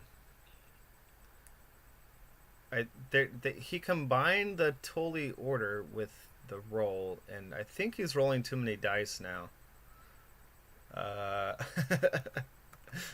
Because he's supposed to auto block 3, but you know what? We're gonna let them handle this because I must have missed something. Tully's shields are down. We got a victory point for Harma's side of the table. Raiders get Surge 4th. They're going to use to back up. It is tied up once again. Giant's completely healthy. Even though these Outriders are taking out this flank, the Giant can put in work, as we all know, so we shall see. There's also Endless Hordes possibilities. It's anyone's game. The Giant's not going to pivot. And now we'll see Mr. Fox use the rest of his activations. So he has the dogs, I believe. Just both dogs. Anybody's game here? Absolutely. Let's go, Space Cheese. WCB needs a win.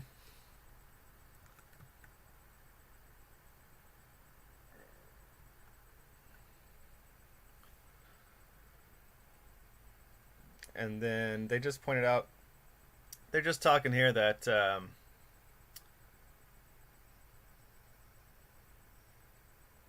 say what?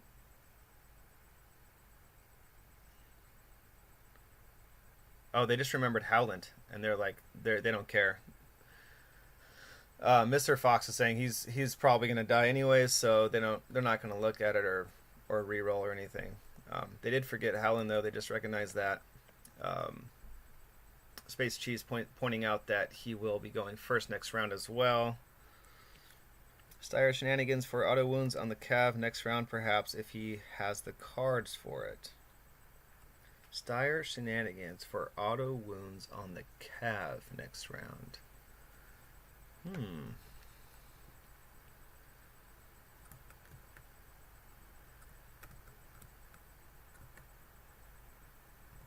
That kill was very crucial though. He's right back in it. Yeah, I don't know if we'll see anything from the dogs here as far as attacking goes. We might. Looks like he's thinking about it. That's an interesting thought because of the possibilities that Space Cheese has with his Endless Horde shenanigans. So if the dogs get too deep, that might be an issue. They're trying to figure out how to freely roam with the dogs without hitting trays. So they're going to be a moment while Mr. Fox repositions. What do you guys think is going to happen for the first turn in round 4? Space Cheese will have the first play. I guess the dogs play here will tell us a lot.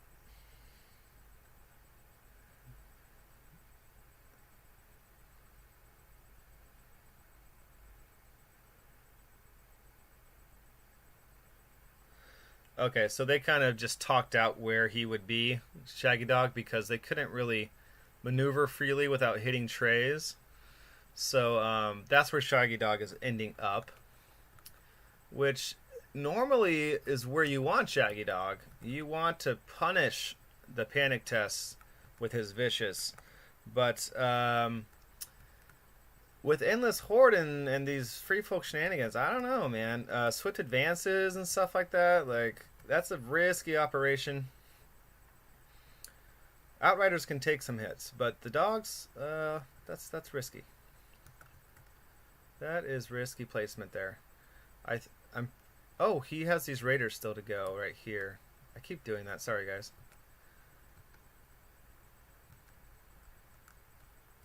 Oh, and he is swift advancing right now. He is in the corpse pile though, so he will be at 4 speed.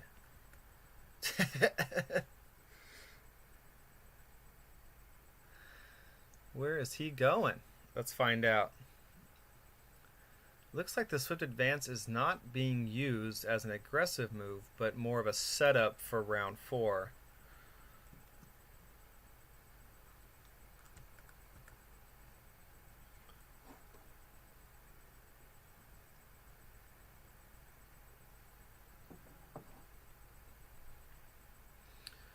Okay, so it's more. It looks like more like an early swift advance instead of, instead of at the beginning of round 4, surprise charge to Shaggy. He's gonna just get over there right now.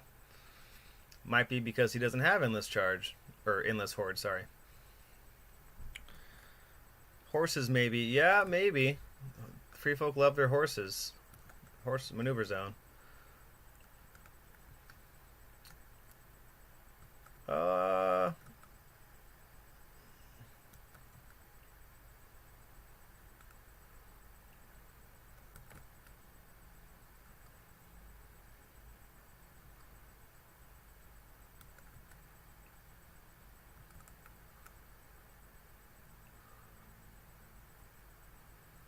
all right, so they're talking through the movement again because they're not very TTS movement experienced, it seems like. So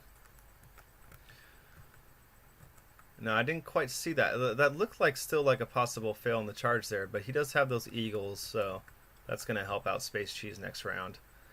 Having eagles is insane. I mean, you can really like have some faith in those charges that are further than 3 inches away. Summer is coming up to join Shaggy Dog in this wolf brother duo shenanigans happening. They did put in work against Harma, but they are both in very risky positions. The beginning of the next round, Space Cheese can obliterate Shaggy Dog, and if he does have another swift advance, obliterate Summer. So I don't know about this play. I don't know if you guys disagree with me with these dire wolves here, but Styre's doing his hits, and the giant takes no damage, per usual.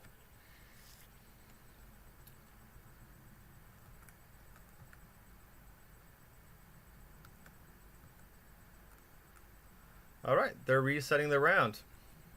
So, guys, end of round 3, 5-5. Although Space Cheese's free folk have been dying quickly, he did get rid of those totally sworn shields, those foxes, ha, because it's Mr. Fox. Those dire wolves are in a risky position because Space Cheese does go first. I don't know what to say about that one. Outriders can totally obliterate these guys, of course, but does he even care? I guess with Walder, he can get some points with Walder taking out insignificant. But let's see how this all unfolds, guys. Thanks for tuning in. In the chat, just let me know if you want me to look at any stats or anything. We're just gonna see what happens here. This is the first time streaming and advertising the stream, so thanks for tuning in. I will get better. I'll find out how to do that pop out window, Marcel. um, all right, he's going. He's doing eagles. Eagle and wolf is staying on the mercenaries. Did he do an eagle on Shaggy Dog? He did not. I don't see the eagle on Shaggy Dog. The eagle's over here. Steyer's going down to the maneuver. Steyer's going on the giant. And here comes the card.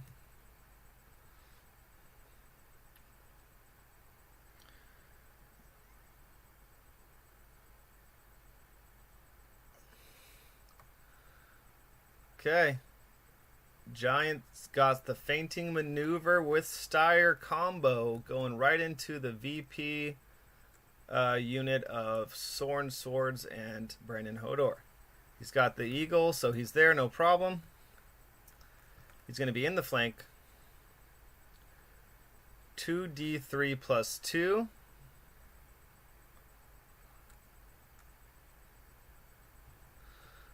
Alright, so very possible to just wipe this out. No panic test needed. Let's see.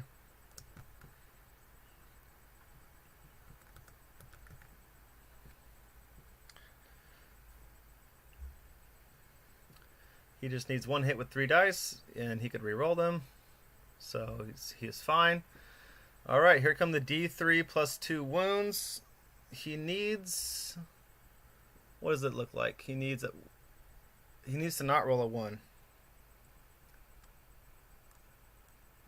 Oh, he got 6. He got 6 out of the 7 he needed. So there is still Brandon Hodor left in the tray. So he does need to fail the panic test to die here. Oh, I missed it. I missed what happened there. Okay, I guess they did 7 instead of 6. So that was a free charge. Getting 3 points. The giant was marked. The Soren Swords had a VP on them. So that's 1, 2, and 3. It's 8-5. Harma has taken the lead. Now the tables have turned. Early in the game, it was not looking good for Free Folk, but here we are, 8-5.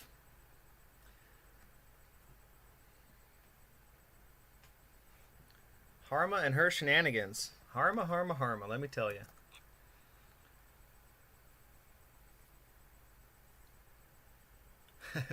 That surprise charge was brought to you by Harma's Puppy Chow. Don't ask what's in it. Swift Advance coming down for the Starks.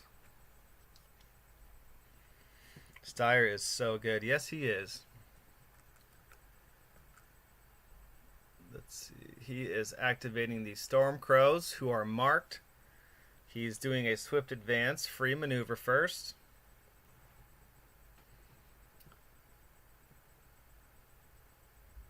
So, getting into the Giants' flank here is the intention, obviously, which I think might just piss him off. The Storm Crows do have a weakened token.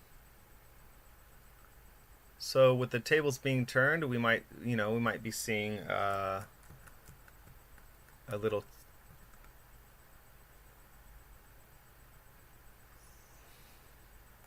I'm trying to listen into their banter. Sorry, guys. Feeding you as much information as I can. Is he running or is he charging? Looks like he might be running. Yep, he's out of here. Into the corner he goes for the giant to smash and bash next 2 rounds. I mean, the giant killing them is 2, 3, 4 points all on its own. So Mr. Fox is trying to make that impossible, but he has just trapped himself in the corner. You know, he might have wanted to run this way if he's going to run. I don't know. What do you guys think? We're not getting paid enough for this. Do a few wounds and allow Giant to one-shot them. Yeah. So he's running instead. What do you guys think about that? I think he just trapped himself in the corner. I don't know. We got Mance on the envelope coming down. Standard weakened and vulnerable, which is going to give the Outriders -1 attack dice, -1 speed, -1 to hit. And then Space Cheese draws 2 cards.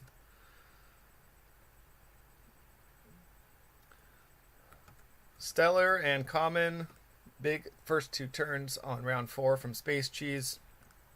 An interesting first turn on Mr. Fox's side here. He didn't want to get charged, I understand that. But if he's running, maybe run this way. I don't know. We'll see what happens. We got Howlin' Reed on the Wealth Zone.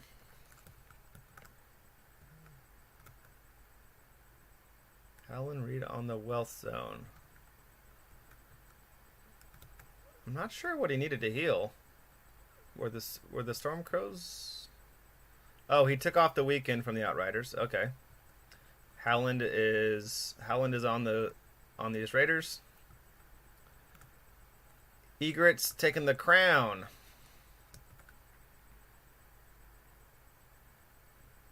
Egret has taken off Howlin' Reed.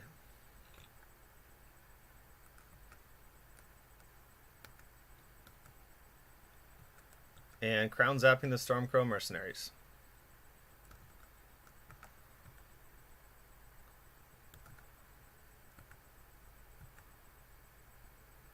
So I missed the roll, but that was a 4 wounds from the crown zap.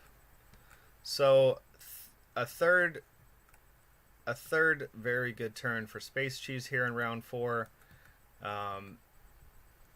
The Outriders still have, of course, the possibility of continuing to destroy the flank. Ran wrong way for sure. Shift, advance, and march, and he would be too far away. Yeah, that's what I'm thinking. Influence should have stayed on. While it cancels effects, the cards should stay. Yeah, you're right. You are right. Hopefully it doesn't matter. Okay, so here comes a charge into Shaggy. Looks like he needs a 9. He needs a 4. He doesn't have... Why is the wolf over there?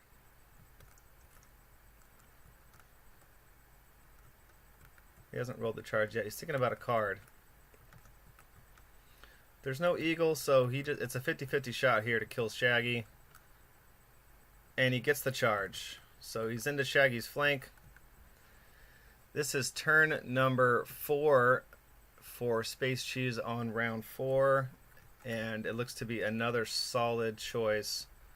Luckily for that charge roll. Needing 4s, 6 dice. Trying to kill Shaggy Dog here. We're going to re-roll. And that is 5 hits into Shaggy's side. He needs 2 wounds to kill the pup and avenge Harma. Bring back a trophy for her. And he's got it. He's got it. No, it is a point, you goofball. Why do you say no point? He just verbally outbursted no point for some reason. He might be thinking of old dog rules. Am I mistaken, you guys? That's a VP, right? Mr. Fox is not correcting him either. Dogs score VPs. Both players here forgetting about that for some reason.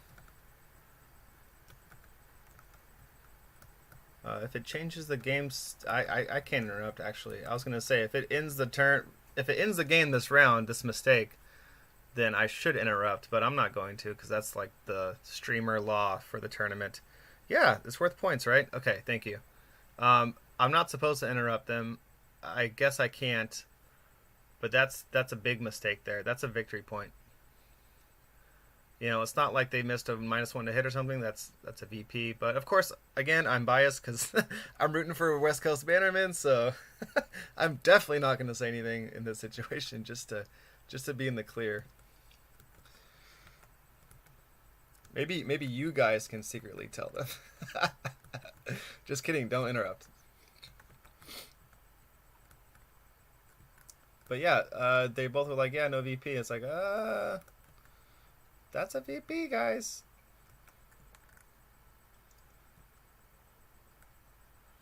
But Matt and Space Cheese and I have been playing this game since release, so he's used to dogs not being worth VP, and he has been on a absent from the game for all of 2020, as far as I know.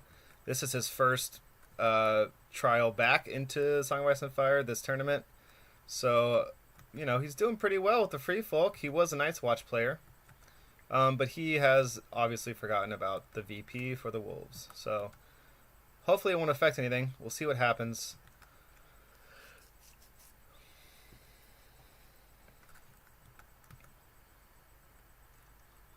Matt is deciding what to do now.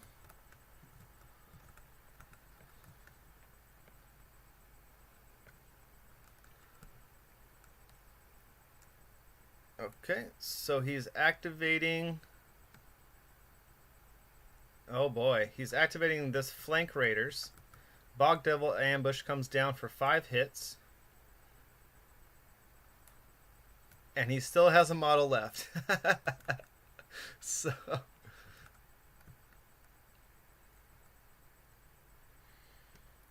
Free Folk do their best work in the late rounds, it seems. Yeah. Stark's definitely like, you know, they can come out swinging real early, but what's nice about Starks is they have a lot of things available to them to also punish in the late rounds as well. In this case, it looks like they've been pretty even so far. Space Cheese has just barely taken what it looks like to be a strong advantage just recently. So with that fainting maneuver play in the first turn, that was huge. So dice come down, 2 hits, 2 wounds to the Outriders.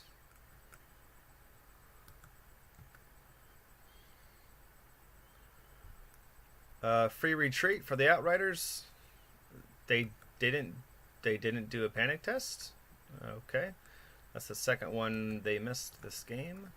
1 for each side though, so that's okay, I guess. I think it was 1 for each side. I don't remember. We're on game number 2 now. It might have been last game. I think it was last game. Skin changer remaining in this guy. He's holding up the fort. It's always funny to see one model in a whole tray, isn't it? Like, that's how big this one guy is.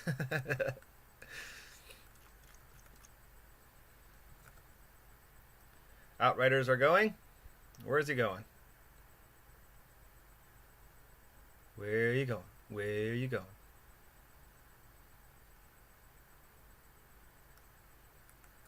I wonder if Space Cheese has a Swift Advance and doesn't even care to use it against the dog because he thinks the dog isn't worth VPs. He might be able to end the game right now and not even know it. That's the problem with not knowing the dogs get VPs, is this game could be over this round. And I don't know Mr. Fox's experience either, but that should have been a VP, and that would have changed the game state like drastically. Outriders are lined up for a giant attack in the near future.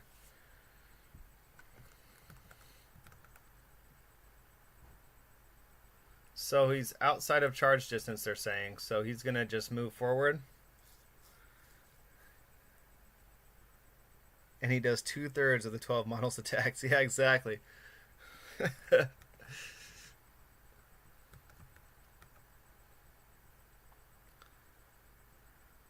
He is... Mr. Fox and the Starks do go first next round. So you got to be careful and not letting your giant die here.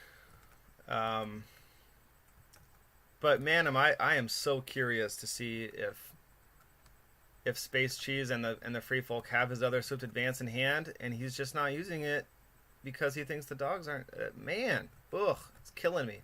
It's killing me inside. Come on, West Coast, you guys know the rules. What the heck is going on here?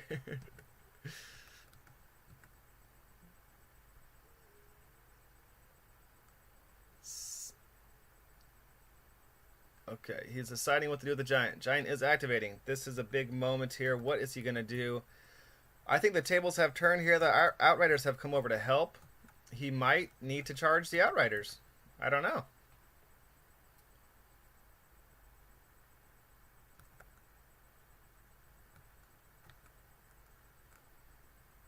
Of course you want that kill against the marked unit, but okay, he's kind of moving back. Hmm.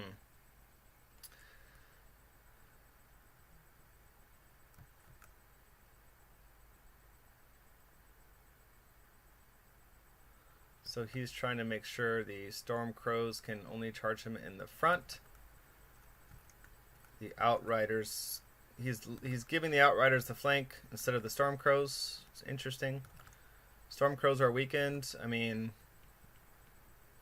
I guess that's because of the VP difference. He doesn't want something drastic to happen. Yeah, go the charge. That's what I'm thinking too. I would have charged the Outriders, I think. He already used the order. Outriders would be stuck. And that would have been 2d3 plus 3 wounds. With a failed panic test, you could have wiped him.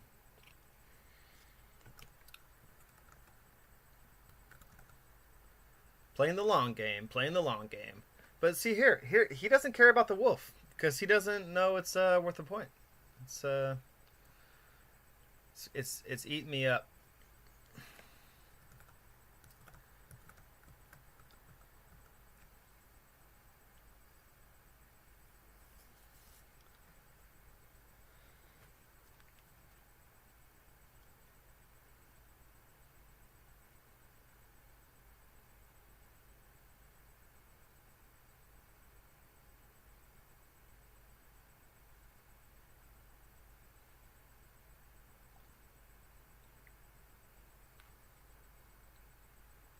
So the Giant took 3 hits and failed 2 for a wound from Styre. That might be a big bummer there because the Stark first turn, with what the Stark have in their arsenal as far as cards go, these Outriders in the flank, could possibly get this Giant. I hope, man. And yeah, let's see what happens. This is tense.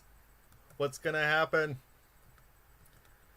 First turn goes. I thought the first turn goes to Mr. Fox. Why is the? Oh yeah, there it goes. Okay, it is Mr. Fox's first turn. And got. Yeah. Yeah, exactly, Mickey. That's what I'm saying.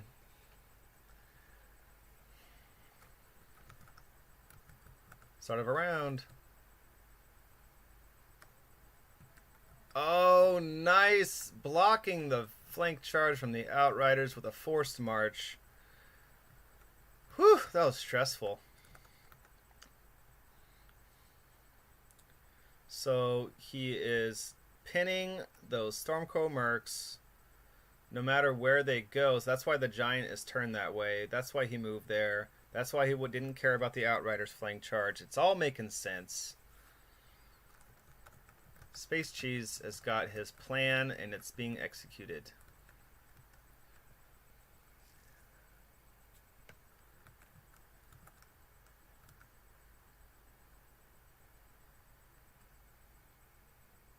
Howland coming down.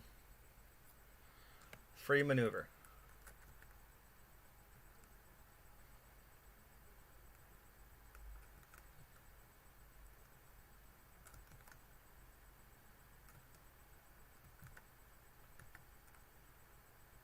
Okay. I'm not sure what's going on there.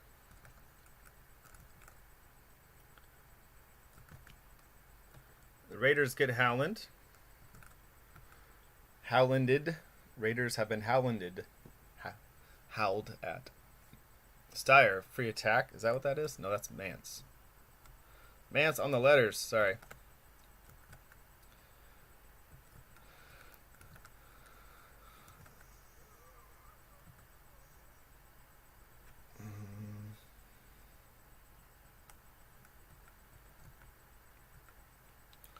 He's working out the condition token combo. Mance is putting all the tokens and Mance on the Outriders. No abilities, -1 to hit, -1 speed, -1 attack. Arya's going to the Wealth Zone. Taking 3 wounds back and getting rid of the weakened token.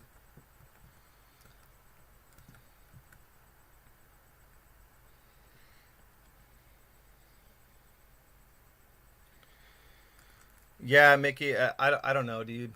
I don't I don't see it either. I guess there would still be turns to play, right? So he doesn't want any possibility of Mr. Fox catching up, I guess. Egret is going down on the Crown Zone.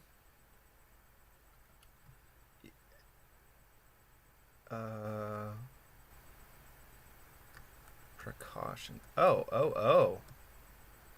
Egret is on the Giant, so that it's like preventing waldering the Giant.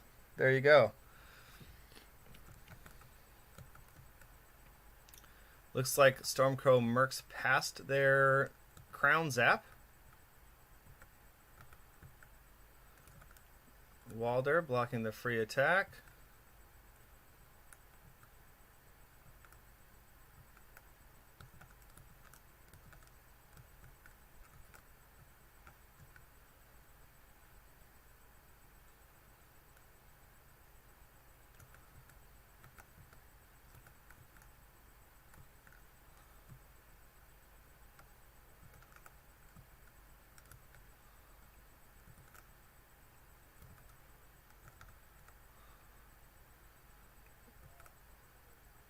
One point for Mr. Fox by waldering the single model Raider unit. It is now 6-8. He is stalling with Steyer.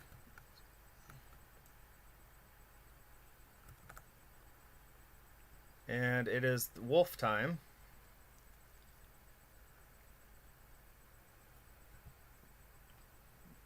Wolf is going to rear charge these guys, maybe?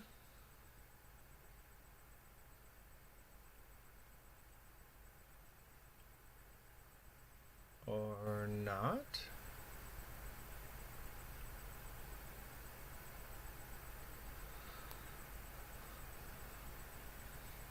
Yeah, this whole late rounds of this game is being played out because Space Cheese and Mr. Fox aren't acknowledging wolves are worth VPs for whoever's just joining us, because both wolves were in the backfield.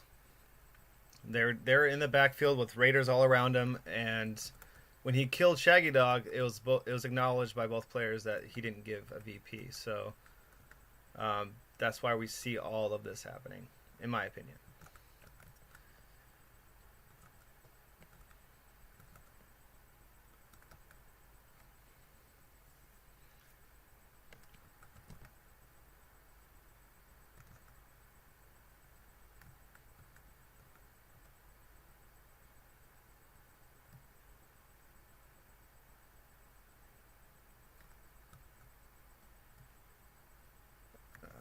Okay.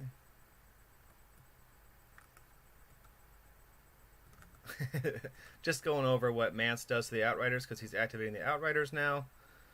I'm not sure. Let's wrap this game up. You know what I'm saying? You know what I'm saying? Like that Raider move right there could have been this way. If the wolf was worth a point, which it is, but it's not.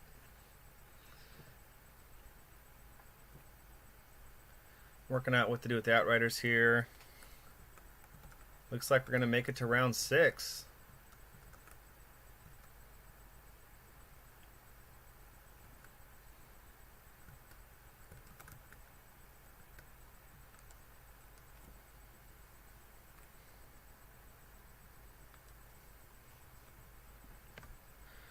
All right, thank you for coming in. A couple extra viewers just hopped in. We are in the very late game here. It is 6-8, about to finish up round 5. Harma, Space Cheese and Harma took... Oh. We have a regroup and reform coming in.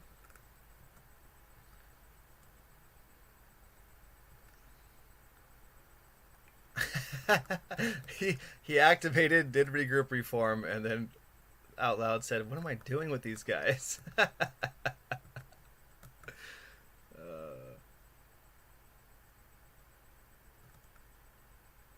What is going on here?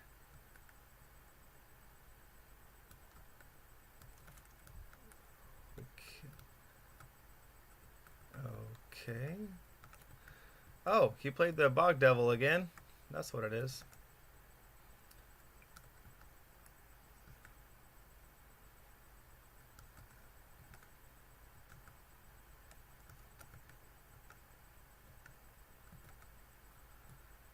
Yeah, so Bog Devil should go after the heal. They're talking it out.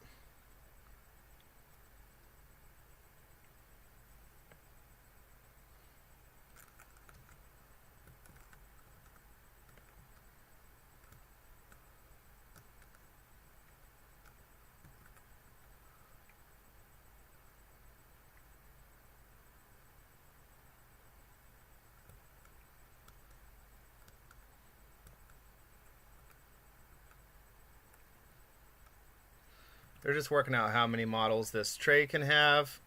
They kind of did it too fast, and they're like, okay, so they're saying they're 2 wounds down on this Raider unit. Now, what are they going to do?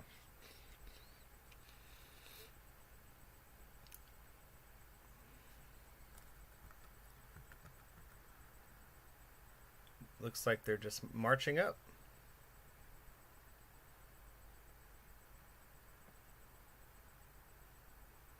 Nope, a maneuver.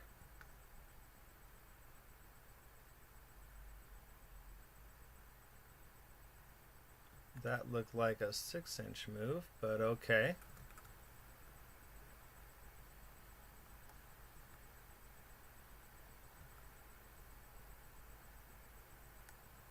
And the classic slide after the move. I'm gonna have to talk to Space Cheese later about that one. So if you if you guys know the pivoting before you move, right? You can't move first and then decide to change direction because you're giving yourself a little distance. It's probably only like a 1/4 inch or whatever, 1/2 inch, but sometimes it matters. So, boo!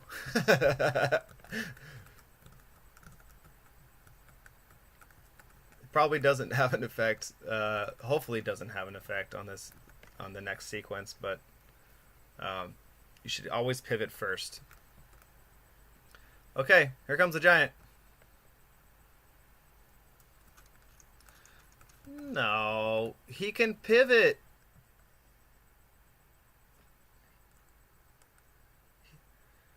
He can pivot and make it. Look at that. So they're chatting. Sorry, you guys have no idea what I'm talking about, but they decided how far he needed for the charge. But they decided on a front to front base alignment. You can pivot before you charge. So, you know, what are you gonna do? What are you gonna do? Yeah, both players. Yeah, exactly. I can't interrupt the game, so we'll let them play the game, and I'll be here to complain about Space Cheese's game knowledge, because me and him go back, so I can do that.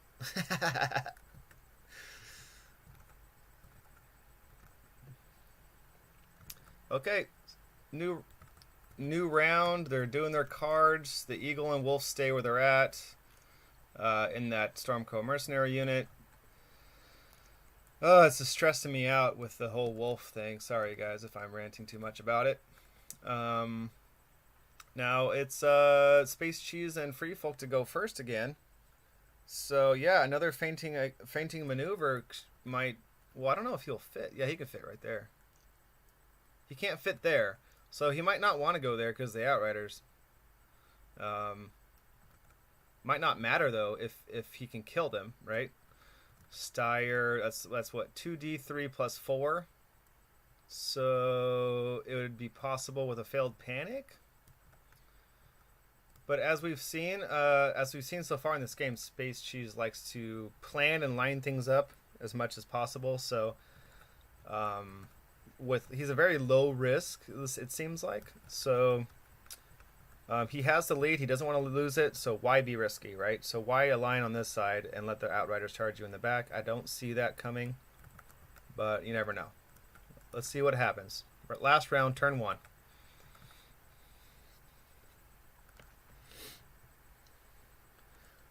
I wonder if does fainting maneuver have to put you? Does not need the flank. Yeah, I don't think it has to be put in the flank, does it? Where's the discard pile?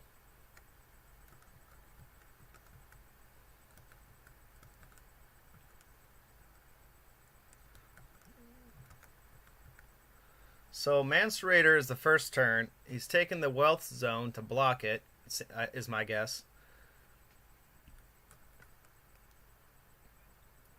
Oh, please choose panic. Please choose panic. Weakened. Okay. so Mance is on the. Did he even use the heal? I don't think he even used the heal. He did the Mance Raider effect. -1 attack dice, -1 speed. Made the Stormcrow Mercs weakened.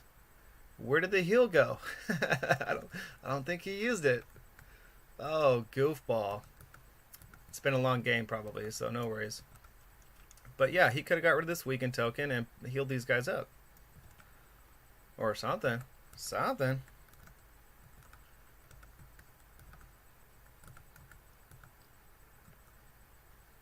I mean, I guess pinning him in a corner is only giving Mr. Fox the option of charging, right?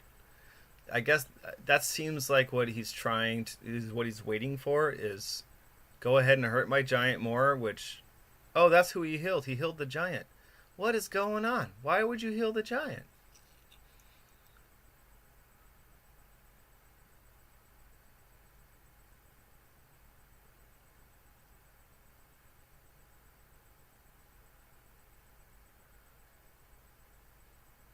Yeah, he still does the wound.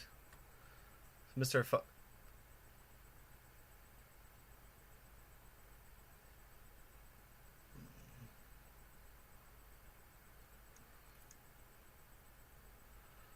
So now they're having a discussion about Walder Frey, and if you're not first player, just getting it right. So he's changing to Howland to block the free attack, because I don't think he can make a free attack. So I'm guessing a sudden charge is happening.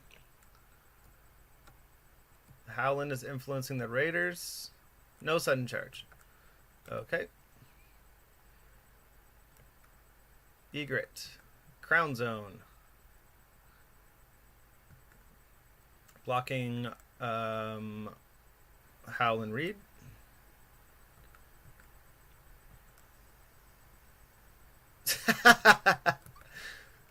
All right. They need an 8 and they fail. 4 wounds from a crown zap to the Stormcrow Mercs in the corner. Oh boy.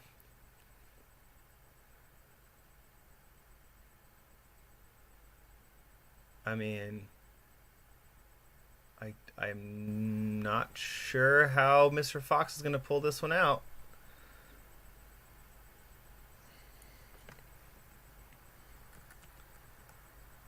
He looks like he's going with Waller on the letters.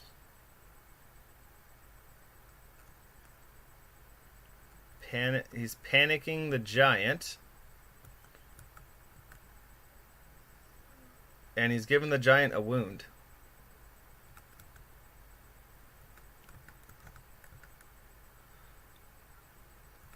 Which is just pissing off the giant, I think. You got D3 plus 3 now.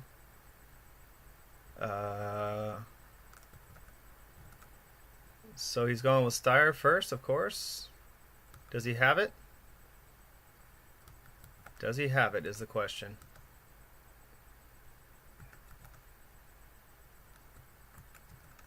He does not have feinting maneuver. He is using the maneuver zone to move the raiders. Hui. Stressful. Hope you guys are enjoying. This one's coming down to the wire. Outriders still have, even with tokens, still have a chance, in my opinion, to cause a problem, but he is blocking the access to the giant with these raiders. So smart play, smart positioning.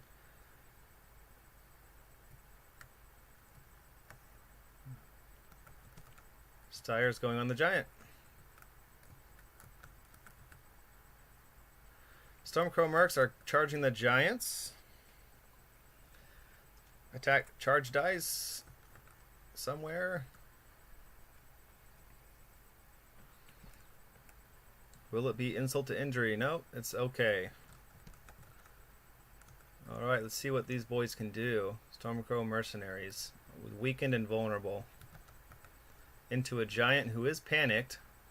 So he needs to do at least 6 hits to do at least 3 wounds to hope the giant fails panic in order to kill him. Northern Ferocity comes down. We have Vulnerable on the giant and Sundering on the Stormcrow Mercenaries. This is making me scared, guys.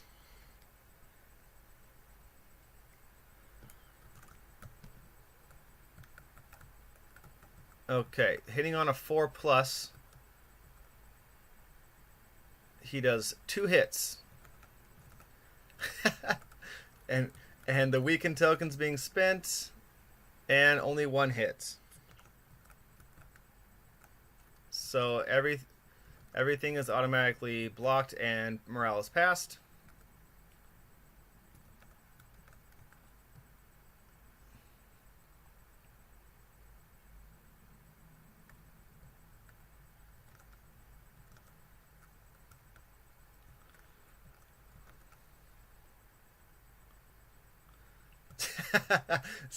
So Space Cheese is just admitting he held on to this card for like 4 rounds, waiting for the attack to happen, just to play it. And he is basically turning to face. What's happening? He is putting. Is he attacking with the Raiders first? I don't know what's happening. Raiders are moving.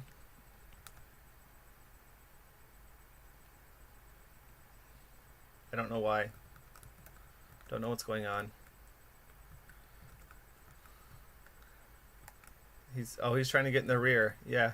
I mean, I know Space Cheese, and he's a math major. So, can we do some math here, dude?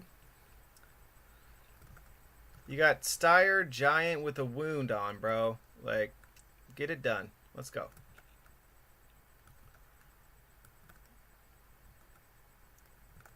Okay, so threat unseen, panic test. Who is he activating anyways? Is it he panic tested the Raiders because the Raiders are going before the giant. Oh, like I'm stressed out, guys. These Stormcrow Mercenaries have lasted way too long. The charge is successful. Thanks. Well, didn't need the eagle actually. So we got in the side Stormcrow Mercenaries.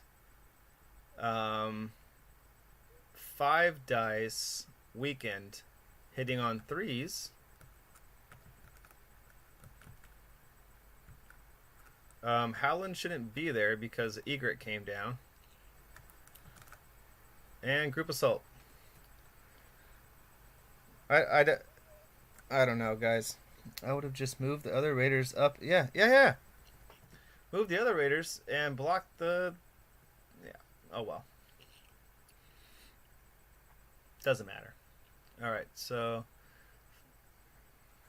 Weekend coming down. Re-rolling all 5 dice. 3 is an up. He's got 4. 4 hits into the side.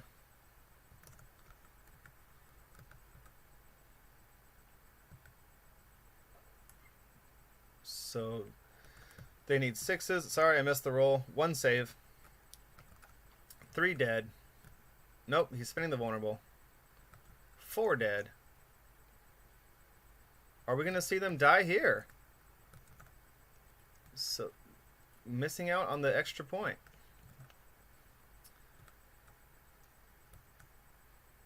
Oh. So he comes down with, where's the card? He just played he just played where'd it go? Direwolf's Fervor. Did D3 wounds to the giant. Giant now has 4 wounds. And here's the panic test.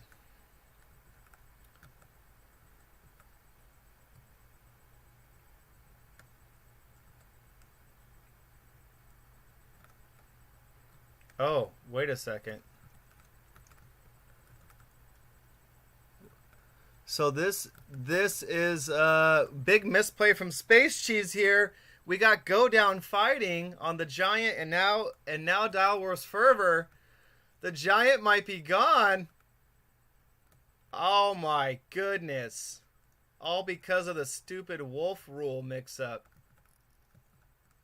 Matt is just so disappointed in himself for not recognizing the possibility there.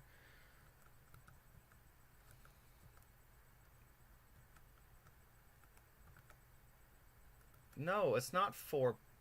It's 3 points. It's not 4 points. Direwolf's Fervor is not the marked unit's ability, so he should only get 3 points. So another mistake there on the VPs. It should be 9-9 right now, guys.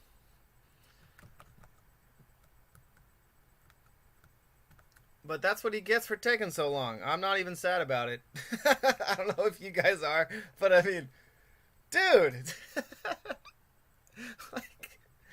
All you can do is laugh at that. Like, took forever to swing with the giant. Now the Outriders are going to try to hit these guys, of course. So 6 and 1, 2, 3, 4, 5, 6. He's going to need what looks like a 3 on the charge to tie this unit up, and that would be game for Mr. Fox. What a crazy ending to this game. I'm going to fire the referee, which is both of these guys. Yeah, I can't believe he walked in. Yeah, dude. I'm so upset at Space Cheese right now. I'm going to give him so much crap after this game. Oh, boy. Ladies and germs. Just a friendly reminder to score your points from the docs, please. Jiminy Christmas. That's just infuriating. He's just going to block the charge lane now.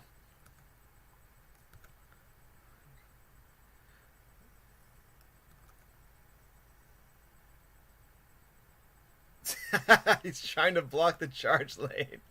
I don't think he can all the way, but he's making it very far. Shit, this hurts my brain, dude. Tell me about it.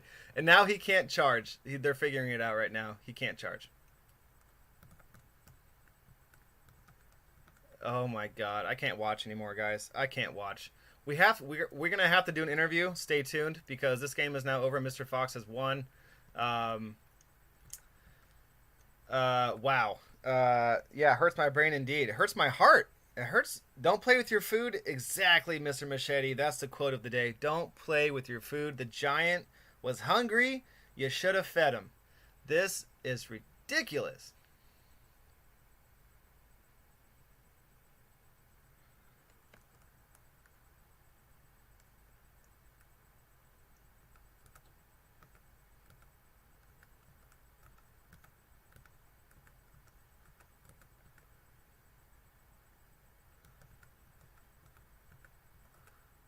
Yeah, and so Space Cheese is now also admitting. I got to get these guys on chat. Let me get them in here real quick. Hold on, folks. I'm gonna try to do an interview. Oh my goodness, this is. Oh, get out of here, Discord. Stop with the advertisements.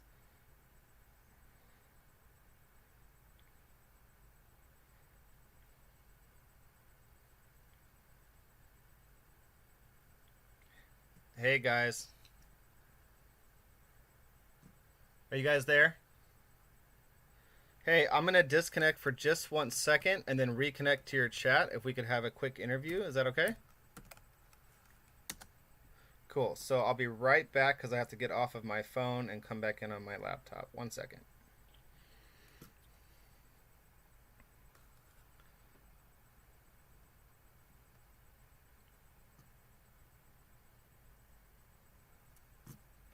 Oh, and you guys get to see my Google. Yay. Discord.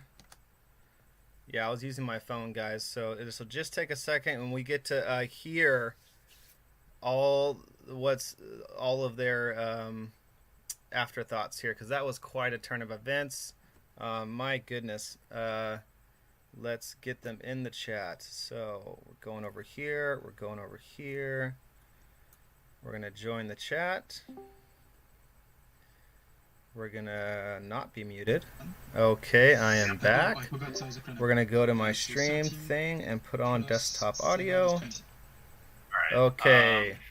Hi, guys. You have listeners. So let's start off with Mr. Fox. The game is over, yes?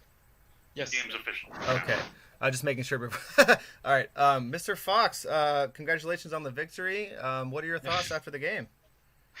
My opponent made a mistake because he was destroying my whole list, and he decided to attack with the raiders on the unit with recon, and I had the swords, and I had Direwolf's fervor, so I did 2d6 damage on the 2d3 damage on his marked giant, and that just game, but 9 times out of 10. He just wins this because it's a mistake he won't make again, I think, now. Yeah. And I think he should won played better than me. I had a strong start killing his units, marked units for 4 points. And then I did some stupid things and his giant just destroyed my left flank. Yeah, I think that's it. Okay. Should be a draw, Mickey says. So the reason why Northern Front is saying that in the chat is the 2 things before we get to Matt. The ability that killed the giant was not from the marked unit. So it is 9 to 8. Why is it not from the marked unit? It wasn't because it was the card. The card is what killed him. No. The card was played first, and oh no, you're right. Yeah, you're right. And then also, which the second part to this is, and you guys don't have to change the score. I didn't want to interrupt your game. I'm not allowed to, so I'm just pointing out a couple things. And the second thing was, wolves do grant victory points. So myself I forgot that. Myself in the chat were going nuts because that could have changed the whole game plan of the entire game. Because once Shaggy Dog... I thought he scored it. No, he didn't. I forgot. Oh. Okay. Yeah, and he announced it that I don't get a VP, but at least he's dead. Like he said it verbally, but me in the chat were going crazy. We're like, no, because all Matt needed to do was turn around and kill Summer, and then that would have been.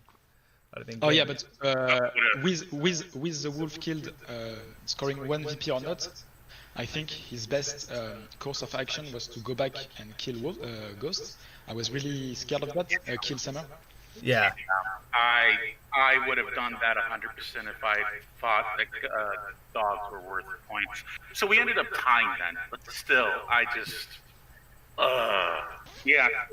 For me at least, like, I figured that I was leading, I was like, when you add with a tie, the one with more points on the table is winning, right? Yeah. So Mr. Fox, you still take away the victory. Yeah, I was not sure because it depends on the scenario, I think. Yeah, and that's why I brought it up In because it wasn't going to change that. So. Oh no, but even if you would have changed it, you should have done it. It's okay. No, I didn't It's want okay to. for me. I think the idea of streaming games is that I am not allowed to interrupt you guys. So. Yeah, but I don't want to cheat my adversary, so yeah, do not interrupt. But at the end, you're totally right to say that the wolf is worth a point.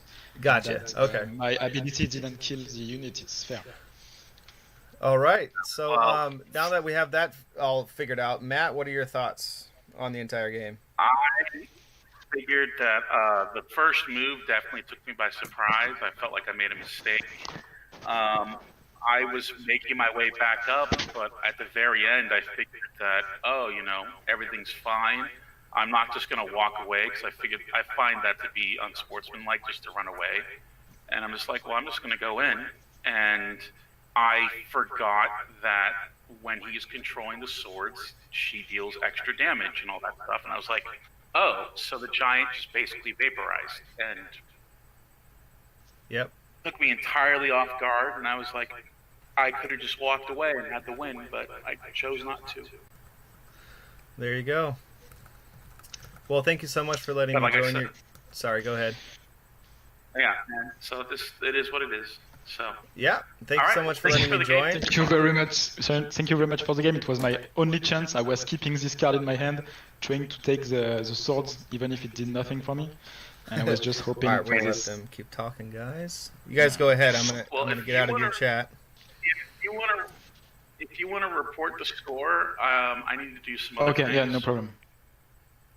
Okay. I'm gonna leave the server though. Okay, bye bye. Thank you. Slow with this. Yep.